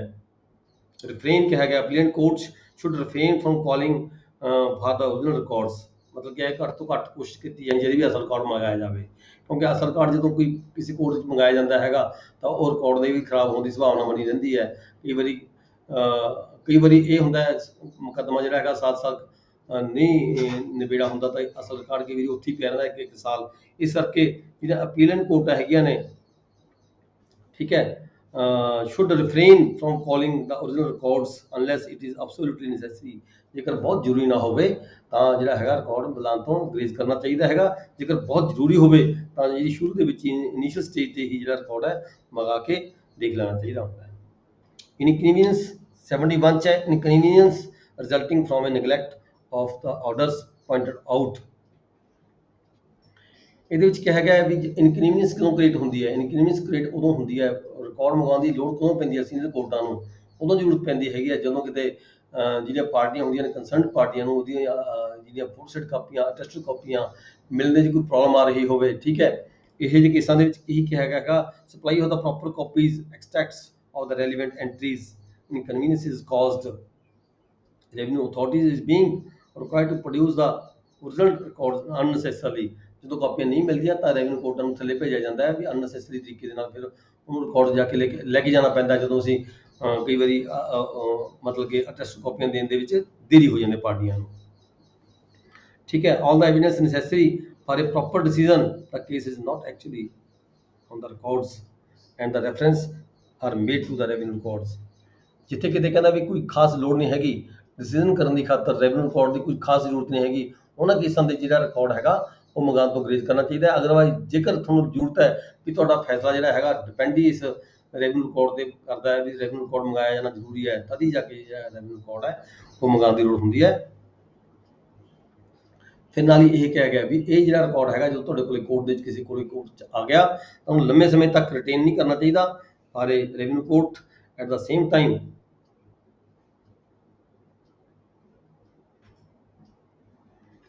ਜਿਹੜਾ ਰਿਕਾਰਡ ਹੈਗਾ ਉਹ ਜਲਦੀ ਤੋਂ ਜਲਦੀ ਨਿਬੇੜ ਕੇ ਜਿਹੜਾ ਕੇਸ ਹੈਗਾ ਪ੍ਰੋਪਰ ਕੰਸਰਨਡ ਜਿਹੜਾ ਆਫਿਸ ਹੈਗਾ ਉੱਥੇ ਜਿਹੜਾ ਰਿਕਾਰਡ ਹੈ ਬਸ ਭੇਜਣ ਦੇ ਲਈ ਇੰਸ਼ੋਰ ਕੀਤਾ ਜਾਣਾ ਬਣਦਾ ਹੈਗਾ।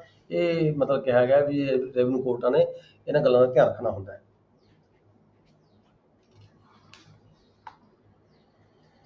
Next ਆ ਜਾਂਦੀ ਜੀ 72 deputy commissioner to bring to the notice of the financial commissioner the case of any officer who systematically fails to comply with the orders on the subject। ਇੱਦਾਂ ਦੇ ਕੇਸਾਂ 'ਚ ਜਿੱਥੇ ਕਿਤੇ ਰੈਵਨਿਊ ਰਿਕਾਰਡ ਦੀ ਮੰਗ ਕੀਤੀ ਗਈ ਹੈ, ਕਿਸੇ ਸੀਨੀਅਰ ਕੋਰਟ ਵੱਲੋਂ ਮੰਗ ਕੀਤੀ ਗਈ ਹੈ, ਉਹਦਾ ਜਿਹੜਾ ਆਰਡਰ ਹੈ ਉਹ ਕਲੈਕਟਰ ਕੋਲੇ ਆ ਗਿਆ, ਕਲੈਕਟਰ ਨੇ ਅੱਗੇ ਕੰਸਰਨਡ ਤਹਿਸੀਲਦਾਰ ਕੋਲੇ ਭੇਜ ਦਿੱਤਾ ਤੇ ਤਹਿਸੀਲਦਾਰ ਵੱਲੋਂ ਕੋਈ ਉਹਦੇ ਤੇ ਨੈਗਲੈਕਟ ਕੀਤਾ ਜਾਂਦਾ ਹੈ ਤੇ ਮਤਲਬ ਕਿ ਉਹਦੀ ਪਾਲਣਾ ਨਹੀਂ ਕੀਤੀ ਜਾਂਦੀ ਤੇ ਇੱਦਾਂ ਦੇ ਕੇਸਾਂ ਦੇ ਵਿੱਚ ਕਿਹਾ ਗਿਆ ਵੀ ਜਿਹੜਾ ਡਿਪਟੀ ਕਮਿਸ਼ਨਰ ਹੈਗਾ ਉਹ FCR ਨੂੰ ਲਿਖ ਕੇ ਭੇਜ ਸਕਦਾ ਹੈ ਵੀ ਫਲਾਣਾ ਆਫਿਸਰ ਦੇ ਪੱਧਰ ਤੇ ਨਾ ਤਾਂ ਉਹਨੇ ਸਰਟੀਫਾਈਡ ਕਾਪੀਆਂ ਦਿੱਤੀਆਂ ਤੇ ਨਾ ਹੀ ਉਹ ਰਿਕਾਰਡ ਲੈ ਕੇ ਭੇਜਿਆ ਬੰਦਾ ਕੋਈ ਸਮੇਂ ਸਿਰ। ਇੱਦਾਂ ਦੇ ਕੇਸਾਂ 'ਚ ਡਿਪਟੀ ਕਮਿਸ਼ਨਰ ਵੱਲੋਂ ਕੰਸਰਨਡ ਆਫਿਸਰ ਨੂੰ FCR ਨੂੰ ਜਿਹੜਾ ਹੈਗਾ ਰਿਟਰਨ ਦੇ ਵਿੱਚ ਜਿਹੜਾ ਹੈਗਾ ਰਿਪੋਰਟ ਭੇਜੀ ਜਾ ਸਕਦੀ ਹੈ। ਫਿਰ 73 'ਚ ਹੈਗਾ ਪਟਵਾਰੀ ਇਜ਼ ਨੋਟ ਟੂ ਅਨਸੈਸਰੀ ਸਮਨਡ। ਠੀਕ ਹੈ,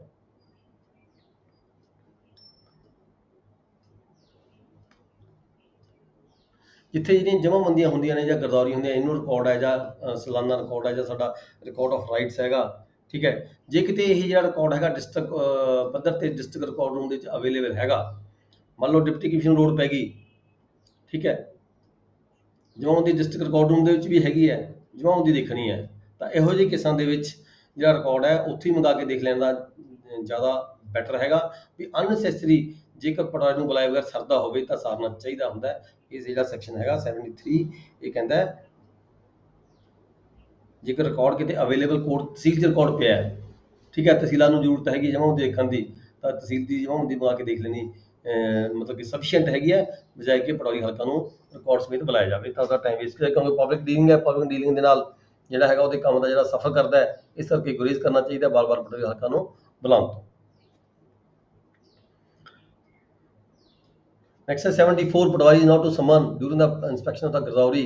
ਜਦੋਂ ਗਿਰਦਾਵਰੀ ਦੇ ਦਿਨ ਚੱਲ ਰਹੇ ਹੁੰਦੇ ਨੇ ਉਸ ਵੇਲੇ ਜਿਹੜਾ ਪਟਵਾਰੀ ਹਲਕਾ ਨੇ ਪਿੰਡਾਂ 'ਚ ਜਾ ਕੇ ਗਿਰਦਾਵਰੀ ਕਰਨੀ ਹੁੰਦੀ ਹੈ। ਇਸ ਕਰਕੇ ਇਹਦੇ ਵਿੱਚ ਕਿਹਾ ਗਿਆ ਸੈਕਸ਼ਨ ਰੂਲ 74 ਦੇ ਵਿੱਚ ਵੀ ਪਟਵਾਰੀ ਹਲਕਾ ਨੂੰ ਇੱਕ ਹਫ਼ਤਾ ਪਹਿਲਾਂ ਗਿਰਦਾਵਰੀ ਦਾ ਜਿਹੜਾ ਪੀਰੀਅਡ ਹੈਗਾ, ਠੀਕ ਹੈ, ਜੇ ਗਿਰਦਾਵਰੀ ਦਾ ਜਿਵੇਂ ਮਾਰਚ ਦੀ ਗਿਰਦਾਵਰੀ ਹੈਗੀ ਹੈ ਤਾਂ ਇੱਕ ਹਫ਼ਤਾ ਪਹਿਲਾਂ ਫਰਵਰੀ ਦਾ ਪਹਿਲਾ ਹਫ਼ਤਾ ਤੇ ਅੱਗੇ ਮਾਰਚ ਤੋਂ ਬਾਅਦ ਮਾਰਚ ਦਾ ਪੂਰਾ ਹਫ਼ਤਾ ਤੇ ਅੱਗੇ ਜਾ ਕੇ ਜਿਹੜਾ ਅਪ੍ਰੈਲ ਸ਼ੁਰੂ ਹੋ ਜਾਂਦਾ ਹੈ ਉਹਦਾ ਅਪ੍ਰੈਲ ਦਾ ਪਹਿਲਾ ਹਫ਼ਤਾ, ਜਿਵੇਂ ਕਿ ਪੂਰਾ ਮਹੀਨਾ ਗਿਰਦਾਵਰੀ ਇੱਕ ਹਫ਼ਤਾ ਪਹਿਲਾਂ ਤੇ ਇੱਕ ਹਫ਼ਤਾ ਪਿੱਛੋਂ।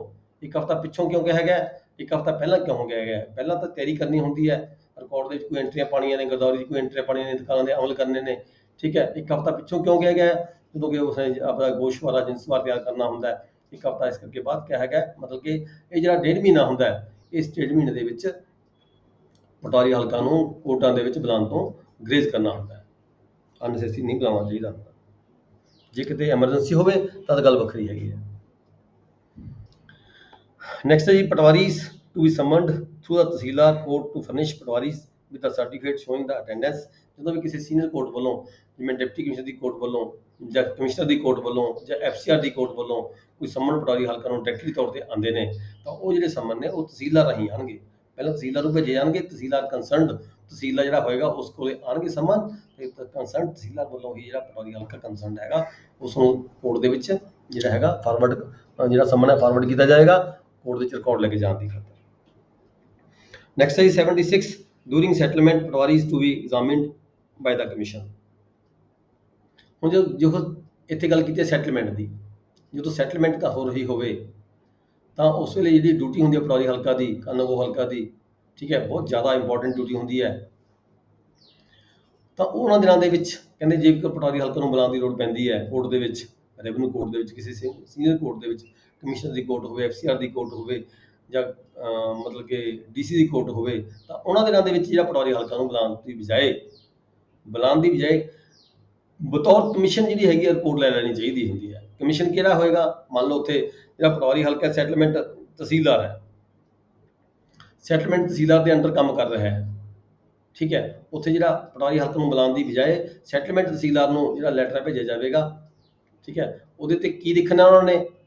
ਜਮਾਬੰਦੀ ਕੋਈ ਸਰਚ ਕਰਨੀ ਹੈ, ਮੰਨ ਲਓ ਕੋਈ ਜਮਾਬੰਦੀ ਦੀ ਇੰਸਟਰਕਸ਼ਨ ਕਰਨੀ ਹੈ, ਕਿਸੇ ਖੇਵਟ ਨੂੰ ਦੇਖਣਾ ਹੈਗਾ ਤਾਂ ਉੱਥੇ ਸੈਟਲਮੈਂਟ ਆਫੀਸਰ ਨੂੰ ਲਿਖਿਆ ਜਾਏਗਾ ਵੀ ਜਿਹੜੀ ਆਹ ਖੇਵਟ ਹੈਗੀ ਹੈ ਪਟਵਾਰੀ ਹਲਕਾ ਦਾ ਰਿਕਾਰਡ ਚੈੱਕ ਕਰਕੇ ਜਿਹੜਾ ਉਹਦੇ ਤੇ ਮਤਲਬ ਕੁਐਸਚਨ ਜੋ ਵੀ ਪਾਏ ਜਾਣਗੇ, ਠੀਕ ਹੈ, ਉਹ ਕਮਿਸ਼ਨ ਜਿਵੇਂ ਕਿ ਸੈਟਲਮੈਂਟ ਤਹਿਸੀਲਦਾਰ ਦੀ ਗੱਲ ਕਰ ਲਈ ਆਪਾਂ, ਠੀਕ ਹੈ, ਉਸ ਕਮਿਸ਼ਨ ਨੂੰ ਲਿਖਿਆ ਜਾਏਗਾ ਵੀ ਇਹ ਜਿਹੜੇ ਕੁਐਸਚਨ ਨੇ ਤੁਹਾਨੂੰ ਇਹਨਾਂ ਦਾ ਜਿਹੜਾ ਜਵਾਬ ਹੈਗਾ ਇਹ ਰਿਕਾਰਡ ਦੇਖ ਕੇ ਪਟਵਾਰੀ ਹਲਕਾ ਨੂੰ ਜੋ ਪੁੱਛਗਿੱਛ ਕਰਨਾ ਉਹ ਦੇਖ ਕੇ ਜਿਹੜਾ ਹੈਗਾ ਸਾਨੂੰ ਕਮਿਸ਼ਨ ਦੇ ਆਧਾਰ ਤੇ ਜਿਹੜੀ ਆਪਣੀ ਰਿਪੋਰਟ ਹੈ ਉਹ ਦਿੱਤੀ ਜਾਵੇ, ਠੀਕ ਹੈ। ਪਰ ਇੱਥੇ ਜਦੋਂ ਕਮਿਸ਼ਨ ਨਿਯੁਕਤ ਕਰਨਾ ਹੈ ਤਾਂ ਨਾਲ ਵੀ ਇਹ ਦੇਖਿਆ ਜਾਏਗਾ ਵੀ ਉਹ ਕਿਹੜਾ ਸਮਾਂ ਹੋਣਾ ਚਾਹੀਦਾ ਹੈ, ਕਿਸ ਸਪੀਡ ਦੇ ਵਿੱਚ ਜਿਹੜਾ ਸੈਟਲਮੈਂਟ ਜਿਹੜਾ ਆਫਿਸਰ ਹੈ ਉਹਦੇ ਕੋਲ ਸਮਾਂ ਹੈਗਾ, ਉਹਦੇ ਅਕੋਰਡਿੰਗ ਜਿਹੜਾ ਹੈਗਾ ਟਾਈਮ ਹੈਗਾ, ਉਹਦੀ ਡੇਟ ਪਾਣੀ ਹੈ, ਜਿਹੜੀ ਕੇਸ ਦੀ ਅਗਲੀ ਪੇਸ਼ੀ ਜਿਹੜੀ ਪਾਣੀ ਹੈ ਉਹਦਾ ਸਮਾਂ ਦੇਖ ਕੇ ਉਹਦੀ ਸੁਵਿਧਾ ਦੇਖਦੇ ਹੋਏ ਜਿਹੜੀ ਪੇਸ਼ੀ ਹੈ ਜਿਹੜਾ ਕੇਸ ਹੈ ਨਿਰਧਾਰਿਤ ਕਰਨਾ ਚਾਹੀਦਾ ਹੈ। ਜਿਹੜੀ ਰਿਪੋਰਟ ਹੈ ਉਹਦੀ ਫੈਸਿਲਿਟੀ ਦੇਖਦੇ ਹੋਏ ਜਿਹੜੀ ਰਿਪੋਰਟ ਹੈ ਅਗਲੀ ਜਿਹੜੀ ਹੈਗੀ ਹੈ ਤਰੀਕ ਜਿਹੜੀ ਨਿਯੁਕਤ ਕੀਤੀ ਜਾਣੀ ਚਾਹੀਦੀ ਹੈ, ਐਡਜਸਟਮੈਂਟ ਹੋਣੀ ਚਾਹੀਦੀ ਹੈ।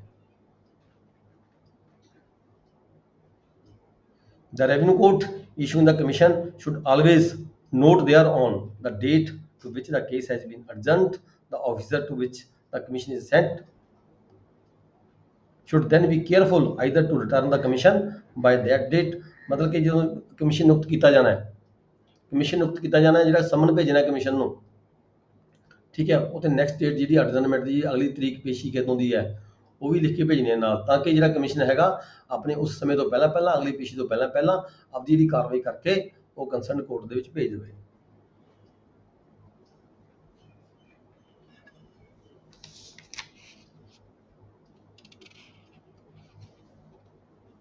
ਜੇਕਰ ਕਿਸੇ ਕਾਰਨ ਕਮਿਸ਼ਨ ਵੱਲੋਂ ਉਸ ਨੈਕਸਟ ਡੇਟ ਤੇ ਜਿਹੜੀ ਡੇਟ ਪਾਈ ਹੋਈ ਹੈ ਕਿਸੇ ਕਾਰਨ ਉਹ ਕਾਰਵਾਈ ਨਹੀਂ ਹੋ ਪਾਉਂਦੀ ਤਾਂ ਜਿਹੜਾ ਕਮਿਸ਼ਨ ਹੈਗਾ ਉਹ ਰਿਪੋਰਟ ਭੇਜੇਗਾ ਆਪਣੀ ਉਸ ਕੋਰਟ ਨੂੰ ਜਿੱਥੋਂ ਕਮਿਸ਼ਨ ਨਿਯੁਕਤ ਹੋ ਕੇ ਆਇਆ ਸੀਗਾ, ਰਿਪੋਰਟ ਭੇਜੇਗਾ ਤੇ ਰੀਜ਼ਨ ਦੱਸਦੇ ਹੋਏ ਹੋਰ ਸਮੇਂ ਦੀ ਮੰਗ ਕਰੇਗਾ। ਹੋਰ ਸਮਾਂ ਮਿਲਣ ਉਪਰੰਤ ਜਿਹੜਾ ਹੈਗਾ ਕਮਿਸ਼ਨ ਆਪਣੀ ਰਿਪੋਰਟ ਬਣਾ ਕੇ ਕੰਪੀਟੈਂਟ ਕੋਰਟ ਨੂੰ ਭੇਜੇਗਾ। 73 ਜਾਂ ਪਟਵਾਰੀ not to be unnecessary summoned, ਇਹ ਆਪਾਂ ਪਹਿਲਾਂ ਹੀ ਪੜ੍ਹ ਚੁੱਕੇ ਹਾਂ।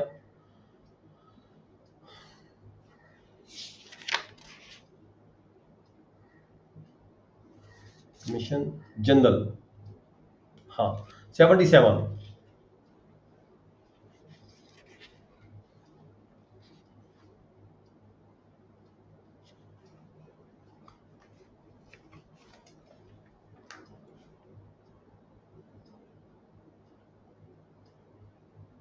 गिरदावरी patwari to be summoned through the tehsildar courts summons during the settlement।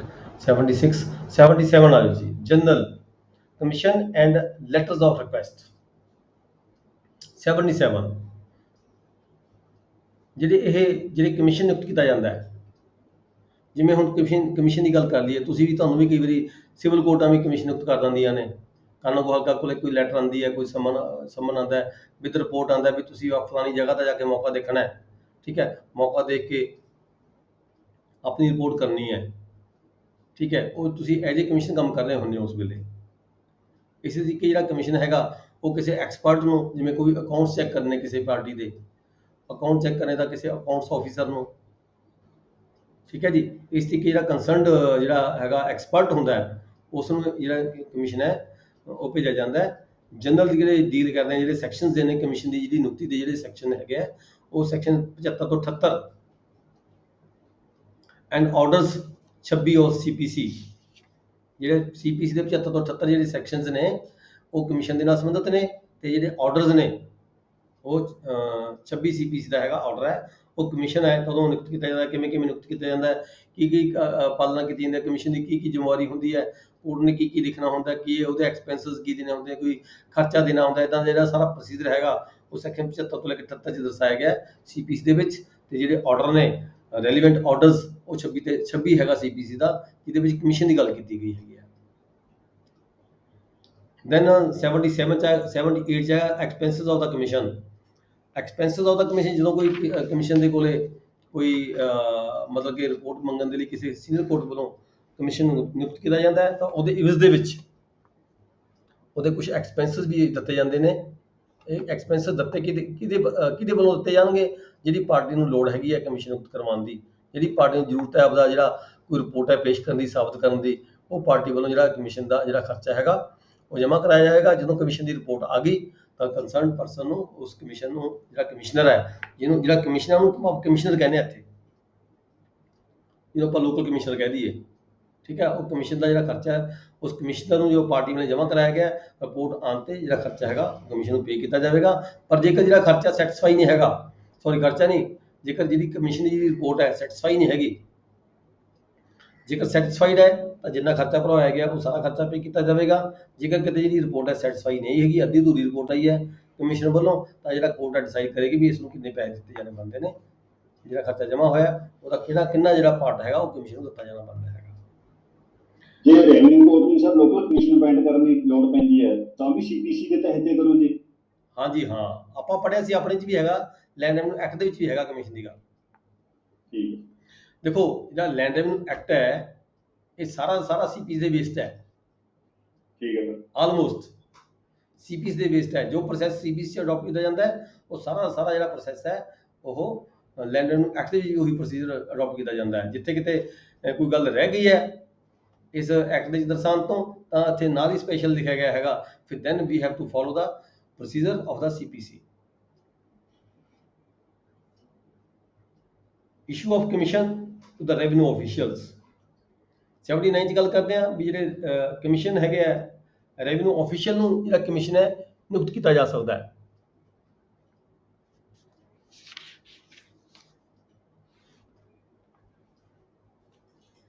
ਇੱਥੇ ਗੱਲ ਕੀਤੀ ਹੈ ਵੀ ਇਹ ਘੱਟੋ ਘੱਟ ਜਿਹੜਾ ਡਿਪਟੀ ਕਮਿਸ਼ਨਰ ਹੈਗਾ, ਕਲੈਕਟਰ ਜਿਹੜੀ ਕੋਰਟ ਹੈਗੀ ਹੈ ਉਹੀ ਨਿਯੁਕਤ ਕਰੇ ਘੱਟ ਤੋਂ ਘੱਟ।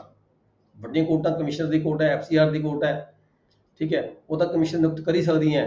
ਪਰ ਜੇ ਕੋਈ ਤਹਿਸੀਲਦਾਰ ਕਹੇ ਵੀ ਮੈਂ ਕਮਿਸ਼ਨ ਨਿਯੁਕਤ ਕਰ ਦੇਵਾਂ, ਉਹ ਗੱਲ ਕਹਿੰਦੇ ਇੱਥੇ ਵਾਜਬ ਨਹੀਂ ਹੈਗੀ। ਘੱਟੋ ਘੱਟ ਜਿਹੜੀ ਕੋਰਟ ਹੈਗੀ ਹੈ ਉਹ ਕਲੈਕਟਰ ਦੀ ਕੋਰਟ ਹੈਗੀ ਹੈ, ਜਿਹੜੀ ਕਮਿਸ਼ਨ ਨਿਯੁਕਤ ਕਰ ਸਕਦੀ ਹੈ ਲੋਐਸਟ ਗ੍ਰੇਡ। ਜਿਵੇਂ ਕੋਈ ਪਾਰਟੀਸ਼ਨ ਦਾ ਮਾਮਲਾ ਹੈਗਾ, ਇਮੂਵੇਬਲ ਪ੍ਰਾਪਰਟੀ ਦਾ ਮਾਮਲਾ ਹੈਗਾ, ਉਹਦੇ ਸੰਬੰਧ ਵਿੱਚ ਕੋਈ ਕੇਸ ਚੱਲ ਰਿਹਾ, ਕਲੈਕਟਰ ਦੀ ਕੋਰਟ ਦੇ ਵਿੱਚ ਕੇਸ ਚੱਲ ਰਿਹਾ ਹੈਗਾ ਜਾਂ ਕਮਿਸ਼ਨ ਦੀ ਕੋਰਟ 'ਚ ਕੇਸ ਚੱਲ ਰਿਹਾ ਹੈ, ਠੀਕ ਹੈ, ਉਹਦੇ ਸੰਬੰਧ 'ਚ ਮੌਕਾ ਦੇਖਣ ਦੀ ਲੋੜ ਪੈ ਗਈ ਤਾਂ ਕਮਿਸ਼ਨ ਬਤੌਰੇ ਤਹਿਸੀਲਦਾਰ ਨੂੰ ਜਾਂ ਕਾਨੂੰਗੋ ਹਲਕਾ ਨੂੰ ਕਮਿਸ਼ਨ ਨਿਯੁਕਤ ਕਰਕੇ ਜਿਹੜੀ ਕੰਸਰਨਡ ਰਿਪੋਰਟ ਹੈਗੀ ਹੈ, ਜੋ ਵੀ ਪੁਆਇੰਟਸ ਉਹਨੇ ਕਲੀਅਰ ਕਰਨਾ ਹੈ ਕੋਰਟ ਨੇ, ਉਸ ਪੁਆਇੰਟ ਦੇ ਰਿਗਾਰਡਿੰਗ ਜਿਹੜੀ ਰਿਪੋਰਟ ਹੈ ਕਮਿਸ਼ਨ ਨੂੰ ਲਿਖ ਕੇ ਭੇਜ ਸਕਦੇ ਵੀ ਆਹ ਜਿਹੜਾ ਪੁਆਇੰਟ ਹੈਗਾ ਇਹ ਦੇਖ ਕੇ ਉੱਥੇ ਮੌਕਾ ਦੇਖ ਕੇ ਜਾਂ ਪਾਰਟੀਆਂ ਨੂੰ ਸੁਣ ਕੇ ਮੈਨੂੰ ਜਿਹੜਾ ਹੈਗਾ ਇਹ ਪੁਆਇੰਟ ਦੀ ਰਿਪੋਰਟ ਦਿੱਤੀ ਜਾਵੇ।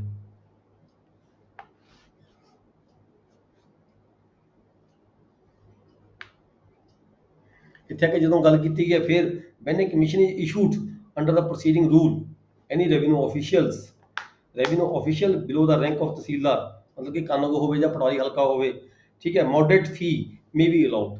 ਤਾਂ ਜਿਹੜੀ ਕੋਰਟ ਹੈਗੀ ਹੈ ਉਹ ਜਿਹੜੀ ਜੈਨੂਅਨ ਜਿਹੜੀ ਫੀਸ ਹੈਗੀ ਹੈ ਉਹ ਪਾਰਟੀ ਤੋਂ, ਕੰਸਰਨ ਪਾਰਟੀ ਤੋਂ ਜਿਹਦੇ ਹੱਕ ਦੇ ਕਮਿਸ਼ਨ ਦੀ ਰਿਪੋਰਟ ਲਈ ਜਾਣੀ ਹੈ ਜਾਂ ਜਿਹਦੇ ਬਿਹਾਫ ਤੇ ਜੋ ਚਾਹੁੰਦੀ ਹੈ ਪਾਰਟੀ ਉਦੋਂ ਜਿਹੜੀ ਰਿਪੋਰਟ ਹੈਗੀ ਹੈ ਉਹ ਕਮਿਸ਼ਨ ਦੀ ਰਿਪੋਰਟ ਲੈਣ ਦੀ ਖਾਤਰ ਜਿਹੜੀ ਹੈਗੀ ਫੀਸ ਹੈ ਉਹ ਜਮ੍ਹਾਂ ਕਰਾਈ ਜਾਏਗੀ ਤੇ ਕੰਸਰਨ ਜਿਹੜਾ ਆਫੀਸ਼ੀਅਲ ਹੈ ਉਹਨੂੰ ਪੇ ਕੀਤੀ ਜਾਵੇਗੀ।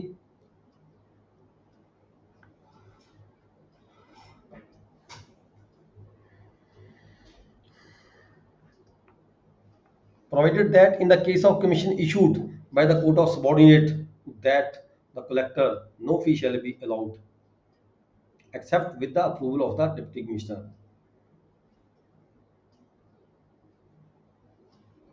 ਜੇ ਕਹਿੰਦਾ ਡਿਪਟੀ ਕਮਿਸ਼ਨਰ ਤੋਂ ਕੋਈ ਛੋਟੀ ਕੋਰਟ ਹੈ ਕਿ ਕਮਿਸ਼ਨ ਨਿਯੁਕਤ ਕਰ ਦਿੰਦੀ ਹੈ, ਮੰਨ ਲਓ ਤਹਿਸੀਲਦਾਰ ਨੇ ਕਹਿਤਾ ਕਾਨੂੰਗੋ ਹਲਕਾ ਨੂੰ ਕਮਿਸ਼ਨ ਨਿਯੁਕਤ ਕਰ ਦਿੱਤਾ, ਠੀਕ ਹੈ, ਵੈਸੇ ਤਾਂ ਉੱਪਰ ਲਿਖਿਆ ਗਿਆ ਵੀ ਕਲੈਕਟਰ ਤੋਂ ਘੱਟ ਦੀ ਜਿਹੜਾ ਰੈਂਕ ਹੈਗਾ ਉਹ ਕਮਿਸ਼ਨ ਨਿਯੁਕਤ ਨਹੀਂ ਕਰੇਗਾ, ਪਰ ਜੇਕਰ ਕੀਤਾ ਜਾ ਸਕਦਾ ਹੈ, ਕੀਤਾ ਜਾ ਰਿਹਾ ਹੈ ਤਾਂ ਜਿਹੜਾ ਹੈਗਾ ਕੋਈ ਜਿੱਥੇ ਉੱਥੇ ਫੀਸ ਦੀ ਗੱਲ ਆ ਗਈ ਤਾਂ ਫੀਸ ਜਿਹੜੀ ਇੱਥੇ ਅਲਾਉ ਨਹੀਂ ਕੀਤੀ ਗਈ।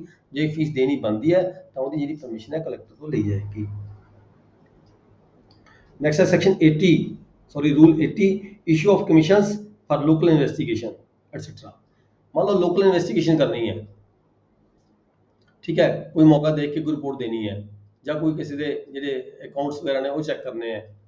To examine accounts, the revenue officer who makes the order for such appointment write the order of his own hand, specify therein precise matter of the inquiry, matter inquiry ਕੀ ਹੈ, ਉਹਦਾ ਮਾਮਲਾ ਕੀ ਹੈ, ਉਹਦੀ ਡੈਫੀਨੇਸ਼ਨ ਹਿਸਟਰੀ ਦੱਸੇਗੀ ਵੀ ਕੀ ਕਾਰਨ ਹੈ, ਕਾਹਦੇ ਲਈ ਮੈਂ ਮਤਲਬ ਕਿ ਇਹ ਜਿਹੜਾ ਲੋਕਲ ਕਮਿਸ਼ਨ ਨਿਯੁਕਤ ਕਰ ਰਿਹਾ, reasons by the evidence bearing on the matter, ਕੀ ਕਾਰਨ ਨੇ, ਕਾਹਦੇ ਲਈ ਜ਼ਰੂਰਤ ਹੈਗੀ ਇਸ ਐਵੀਡੈਂਸ ਦੀ, could not reasonably be taken in the usual way at the trial of the court।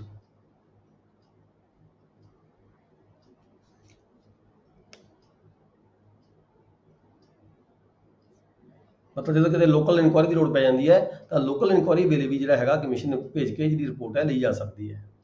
Duties of the commissioner so appointed, ਹੁਣ ਅਗਾ 81 ਦੇ ਵਿੱਚ ਕਮਿਸ਼ਨ ਨਿਯੁਕਤ ਹੋ ਗਿਆ, ਠੀਕ ਹੈ, ਤਾਂ ਕਮਿਸ਼ਨ ਜਦੋਂ ਨਿਯੁਕਤ ਹੋ ਗਿਆ ਤਾਂ ਉਹਦੀ ਕੀ ਜ਼ਿੰਮੇਵਾਰੀ ਬਣਦੀ ਹੈ। ਦੇਖੋ ਸਿੰਪਲ ਜੀ ਗੱਲ ਹੈਗੀ ਹੈ ਵੀ ਆਪਦੇ ਪੱਧਰ ਤੇ ਕੋਈ ਕਾਰਵਾਈ ਨਹੀਂ ਕਰਨੀ ਕਮਿਸ਼ਨ ਨੇ। ਕਮਿਸ਼ਨ ਨੂੰ ਜੋ ਆਰਡਰ ਆਇਆ, ਜੋ ਸਮਨ ਆਇਆ, ਜੋ ਆਰਡਰ ਆਇਆ, ਆਰਡਰ ਦੇ ਵਿੱਚ ਕੋਰਟ ਨੇ ਕੀ ਮੰਗ ਕੀਤੀ ਹੈ, ਕੋਰਟ ਨੇ ਕੀ ਪੁੱਛਿਆ ਹੈਗਾ, ਉਹਨਾਂ ਕੁਐਸਚਨ ਦਾ ਜਿਹੜਾ ਜਵਾਬ ਹੈਗਾ ਕਮਿਸ਼ਨ ਨੇ ਦੇਣਾ ਹੈ। ਆਪਦੇ ਪੱਧਰ ਤੇ ਕੋਈ ਫੈਸਲਾ ਨਹੀਂ ਕਰਨਾ ਕੋਰਟ ਨੇ, ਇਦਾਂ ਦਾ ਡਿਸੀਜਨ ਨਹੀਂ ਕੋਈ ਦੇਣਾ ਹੈਗਾ ਕਮਿਸ਼ਨ ਨੇ। ਕੋਈ ਵੀ ਕਿਸੇ ਕੇਸ ਨੂੰ, ਕਿਸੇ ਮੈਟਰ ਨੂੰ ਲੈ ਕੇ ਕੋਈ ਡਿਸਪਿਊਟ ਕੋਰਟ ਦੇ ਵਿੱਚ ਚੱਲ ਰਿਹਾ, ਪੈਂਡਿੰਗ ਪਿਆ ਹੈਗਾ, ਆਪਾਂ ਜੇ ਕਮਿਸ਼ਨ ਨਿਯੁਕਤ ਹੋਇਆ ਕੋਈ ਵਿਅਕਤੀ, ਕੋਈ ਵੀ ਆਫੀਸਰ ਜਾਂ ਆਫੀਸ਼ੀਅਲ, ਤਾਂ ਉਸ ਨੂੰ ਉਹਦੇ ਤੇ ਕੋਈ ਡਿਸੀਜਨ ਨਹੀਂ ਦੇਣਾ ਚਾਹੀਦਾ। ਜੋ ਰਿਪੋਰਟ ਮੰਗੀ ਗਈ ਹੈ ਬਸ ਰਿਪੋਰਟ ਸਬਮਿਟ ਕਰਨੀ ਹੈ, ਅੱਗੇ ਫੈਸਲਾ ਜਿਹੜਾ ਹੈਗਾ ਉਹ ਕੰਸਰਨ ਕੰਪੀਟੈਂਟ ਕੋਰਟ ਵੱਲੋਂ ਕੀਤਾ ਜਾਏਗਾ। ਇੰਨੀ ਕੁ ਜ਼ਿੰਮੇਵਾਰੀ ਬਣਦੀ ਹੈ। ਜਿਹੜਾ ਹੈਗਾ ਫਿਰ ਕਮਿਸ਼ਨ ਦੀ ਜਿਹੜੀ ਰਿਪੋਰਟ ਹੈਗੀ ਹੈ ਇਹ ਓਪਨ ਕੋਰਟ 'ਚ ਦਿੱਤੀ ਜਾ ਸਕਦੀ ਹੈ, ਸਾਰੀਆਂ ਪਾਰਟੀਆਂ ਦੀ ਹਾਜ਼ਰੀ ਦਿੱਤੀ ਜਾ ਸਕਦੀ ਹੈ। ਫਿਰ ਜਿਹੜੀ ਇਹ ਰਿਪੋਰਟ ਹੈ ਐਜ਼ ਏ ਐਵੀਡੈਂਸ ਵਜੋਂ ਜਿਹੜੀ ਕੋਰਟ ਹੈਗੀ ਹੈ ਉਸ ਨੂੰ ਯੂਟਿਲਾਈਜ਼ ਕਰੇ। The court has no power to depute to the commissioner the final determination of any issue। ਹਾਂ, ਕਿਸੇ ਵੀ ਇਸ਼ੂ ਤੇ ਜਿਹੜਾ ਫਾਈਨਲ ਡਿਟਰਮੀਨੇਸ਼ਨ ਹੈ, ਮਤਲਬ ਕਿ ਫੈਸਲਾ ਹੈ, ਇਹ ਕਮਿਸ਼ਨ ਨੇ ਨਹੀਂ ਕਰਨਾ ਹੈਗਾ। ਫਾਈਨਲ ਡਿਟਰਮੀਨੇਸ਼ਨ ਜਿਹੜਾ ਹੈਗਾ ਕਿਸੇ ਵੀ ਇਸ਼ੂ ਦਾ ਹੈਗਾ, ਮੰਨ ਲਓ 4-5 ਇਸ਼ੂ ਹੈਗੇ ਆ, ਉਹ ਕਿਸੇ ਕੇਸ ਦੇ ਜਿਹੜਾ ਕੇਸ ਚੱਲ ਰਿਹਾ ਹੈਗਾ, ਇੱਕ ਇਸ਼ੂ ਨੂੰ ਲੈ ਕੇ ਤੁਹਾਡੇ ਕੋਲੇ ਐਜ ਏ ਕਮਿਸ਼ਨ ਰਿਪੋਰਟ ਆ ਗਈ, ਤੁਸੀਂ ਐਜ ਏ ਕਮਿਸ਼ਨ ਰਿਪੋਰਟ ਦੇਣੀ ਹੈ, ਤੁਸੀਂ ਉਹਦਾ ਫੈਸਲਾ ਕਰਕੇ ਨਹੀਂ ਦੇਣੀ ਵੀ ਆਹ ਫੈਸਲਾ ਫਲਾਣੀ ਪਾਰਟੀ ਦੇ ਹੱਕ 'ਚ ਜਾਂਦਾ ਹੈ। ਤੁਸੀਂ ਰਿਪੋਰਟ ਹੈਗਾ ਰਿਪੋਰਟ ਦਿਓਗੇ, ਜਾ ਕੇ ਕੋਰਟ ਨੇ ਦੇਖਣਾ ਹੈ ਵੀ ਉਹਦਾ ਉਸਨੂੰ ਕਿਸ ਤਰੀਕੇ ਨਾਲ ਉਸਨੂੰ ਡੀਲ ਕਰਨਾ ਹੈਗਾ। ਨੈਕਸਟ ਹੈ 82 ਕਨਕਲੂਜਨ ਤਾਂ ਕੱਢਿਆ ਹੀ ਸਕਦਾ ਨਾ, ਹੈ ਜੀ। ਕਮਿਸ਼ਨ ਜਿਹੜਾ ਆ Conclusion- ਕਨਕਲੂਜਨ ਤਾਂ ਕਰੂਗਾ ਨਾ, Conclusion- ਕੋਰਟ ਨੂੰ conclusion conclude ਕਰੂਗਾ ਨਾ facts- ਇਸ਼ੂ ਤੇ। ਤੁਸੀਂ ਫੈਕਟਸ ਦੇਣੇ ਨੇ, ਆਪਣੇ ਕਨਕਲੂਜਨ ਦਾ ਕੋਡ ਕੱਢੇਗੀ। ਅਸੀਂ ਫੈਕਟਸ ਦੱਸਣੇ ਨੇ, ਅਸੀਂ ਰਿਜ਼ਲਟ ਨਹੀਂ ਕੱਢਣਾ, ਅਸੀਂ ਫੈਕਟਸ ਅੱਛਾ। ਦੇਣੇ ਨੇ। ਹਾਂ, ਫੈਕਟਸ ਦੇਣੇ ਨੇ, ਕੋਰਟ ਨੂੰ ਕਨਕਲੂਡ ਨਹੀਂ ਕਰਨਾ, ਨਾ। ਫੈਕਟਸ ਦੱਸ ਦੇਣਾ। ਫੈਕਟਸ ਦੱਸਣੇ ਨੇ ਕੀ ਨੇ। ਠੀਕ ਠੀਕ। ਡਿਸੀਜਨ ਡਿਟਰਮਨ ਨਹੀਂ ਨਾ ਕਰਨਾ, ਡਿਟਰਮਨ ਨਹੀਂ ਕਰਨਾ, ਡਿਸੀਜਨ ਨਹੀਂ ਦੇਣਾ, ਆਪਣਾ ਫੈਸਲਾ ਨਹੀਂ ਦੇਣਾ ਵੀ ਤੁਹਾਡੇ ਫੈਸਲੇ ਦੀ ਕੋਰਟ ਜਾ ਕੇ ਬਾਉਂਡ ਹੋ ਜਾਵੇ ਨਾ।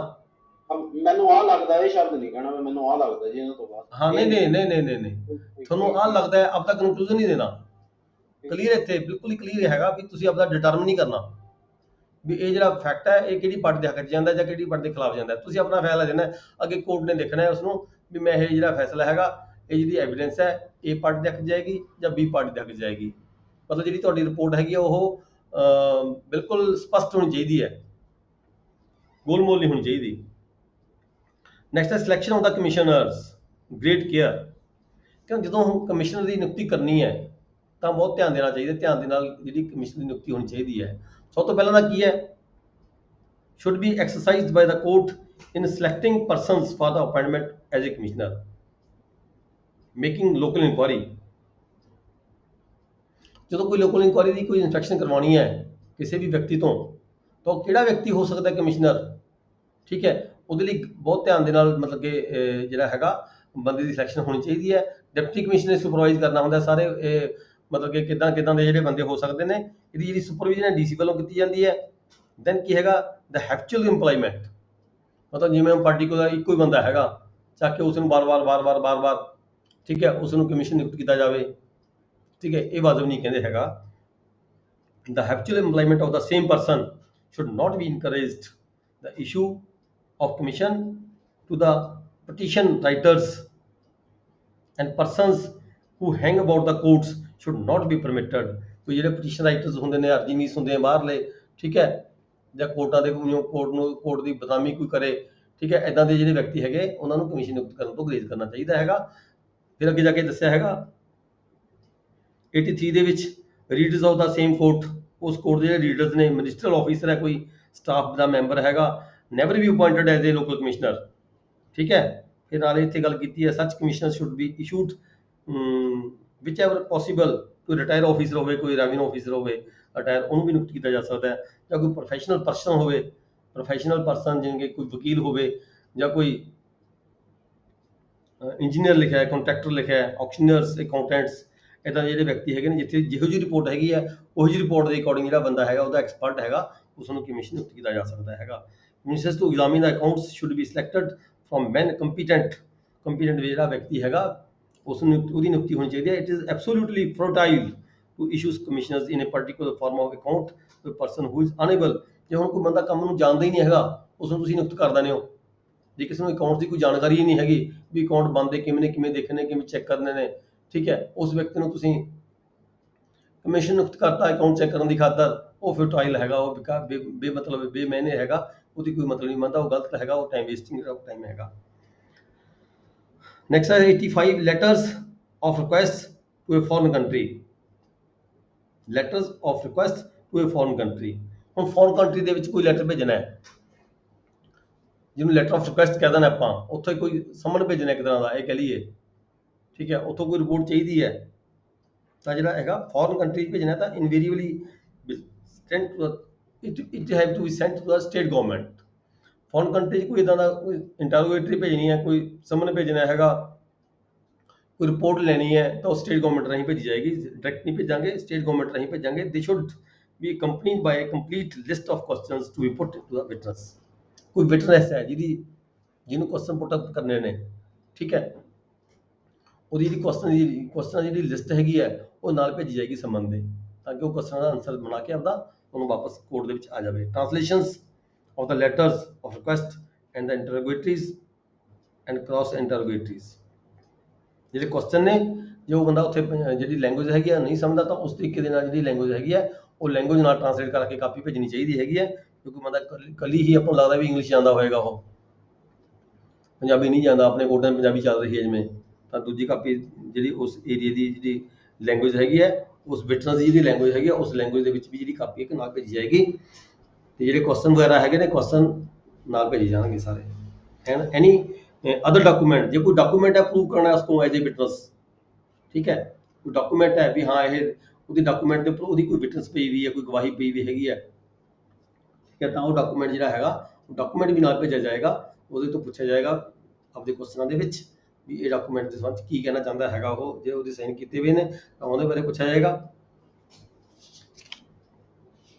Country in which the commission is to be executed and shall be transmitted with the letter of request, ਜਿਹੜੀ ਰਿਕੁਐਸਟ ਭੇਜਾਂਗੇ ਉਹਦੇ ਨਾਲ ਜਿਹੜਾ ਹੈਗਾ ਇਹ ਸਾਰੇ ਡਾਕੂਮੈਂਟ ਵੀ ਭੇਜੇ ਜਾਣਗੇ।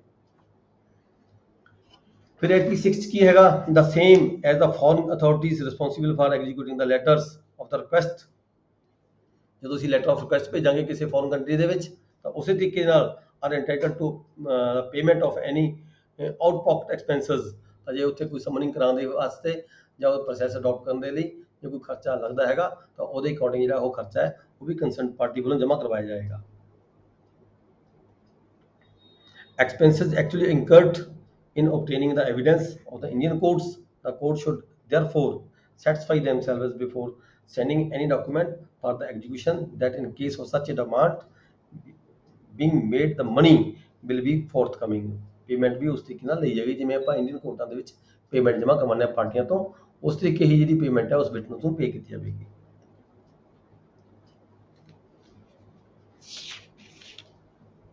Notice of day of trial and adjournments, ਜਦੋਂ ਕੋਈ ਨੋਟਿਸ ਆਇਆ ਭੇਜਿਆ ਜਾਣਾ ਹੈ, ਠੀਕ ਹੈ, ਕੀ ਟ੍ਰਾਇਲ ਚੱਲ ਰਿਹਾ ਹੈਗਾ, ਕੀ ਉਹਦੀ ਅਡਜਰਨਮੈਂਟਸ ਹੈਗੀ ਹੈ, ਪੂਰੇ particular name of the court, name of the parties, name of the defendant party, ਠੀਕ ਹੈ, subject matter of the suit ਤੇ ਅਗਲੀ ਤਰੀਕ ਪੇਸ਼ੀ ਕਦੋਂ ਆਣੀ ਹੈਗੀ ਹੈ, ਠੀਕ ਹੈ, ਇਹ ਸਾਰਾ ਕੁਝ ਜਿਹੜਾ ਹੈਗਾ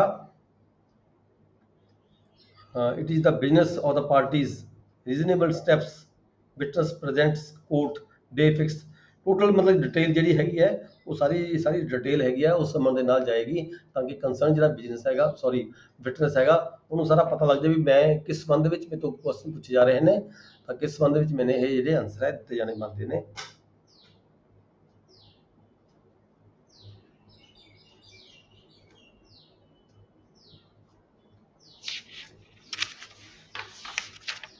ਟਾਈਮ ਹੋ ਗਿਆ ਜੀ ਅੱਜ ਦਾ, ਜਿਹੜਾ ਅੱਜ ਦਾ ਲੈਕਚਰ ਆਪਾਂ ਇੱਥੇ ਖਤਮ ਕਰਾਂਗੇ, ਠੀਕ ਹੈ ਜੀ। ਨੈਕਸਟ ਕਲਾਸ ਸਟਾਰਟ ਕਰਾਂਗੇ ਜੀ ਉਰਦੂ ਦੀ।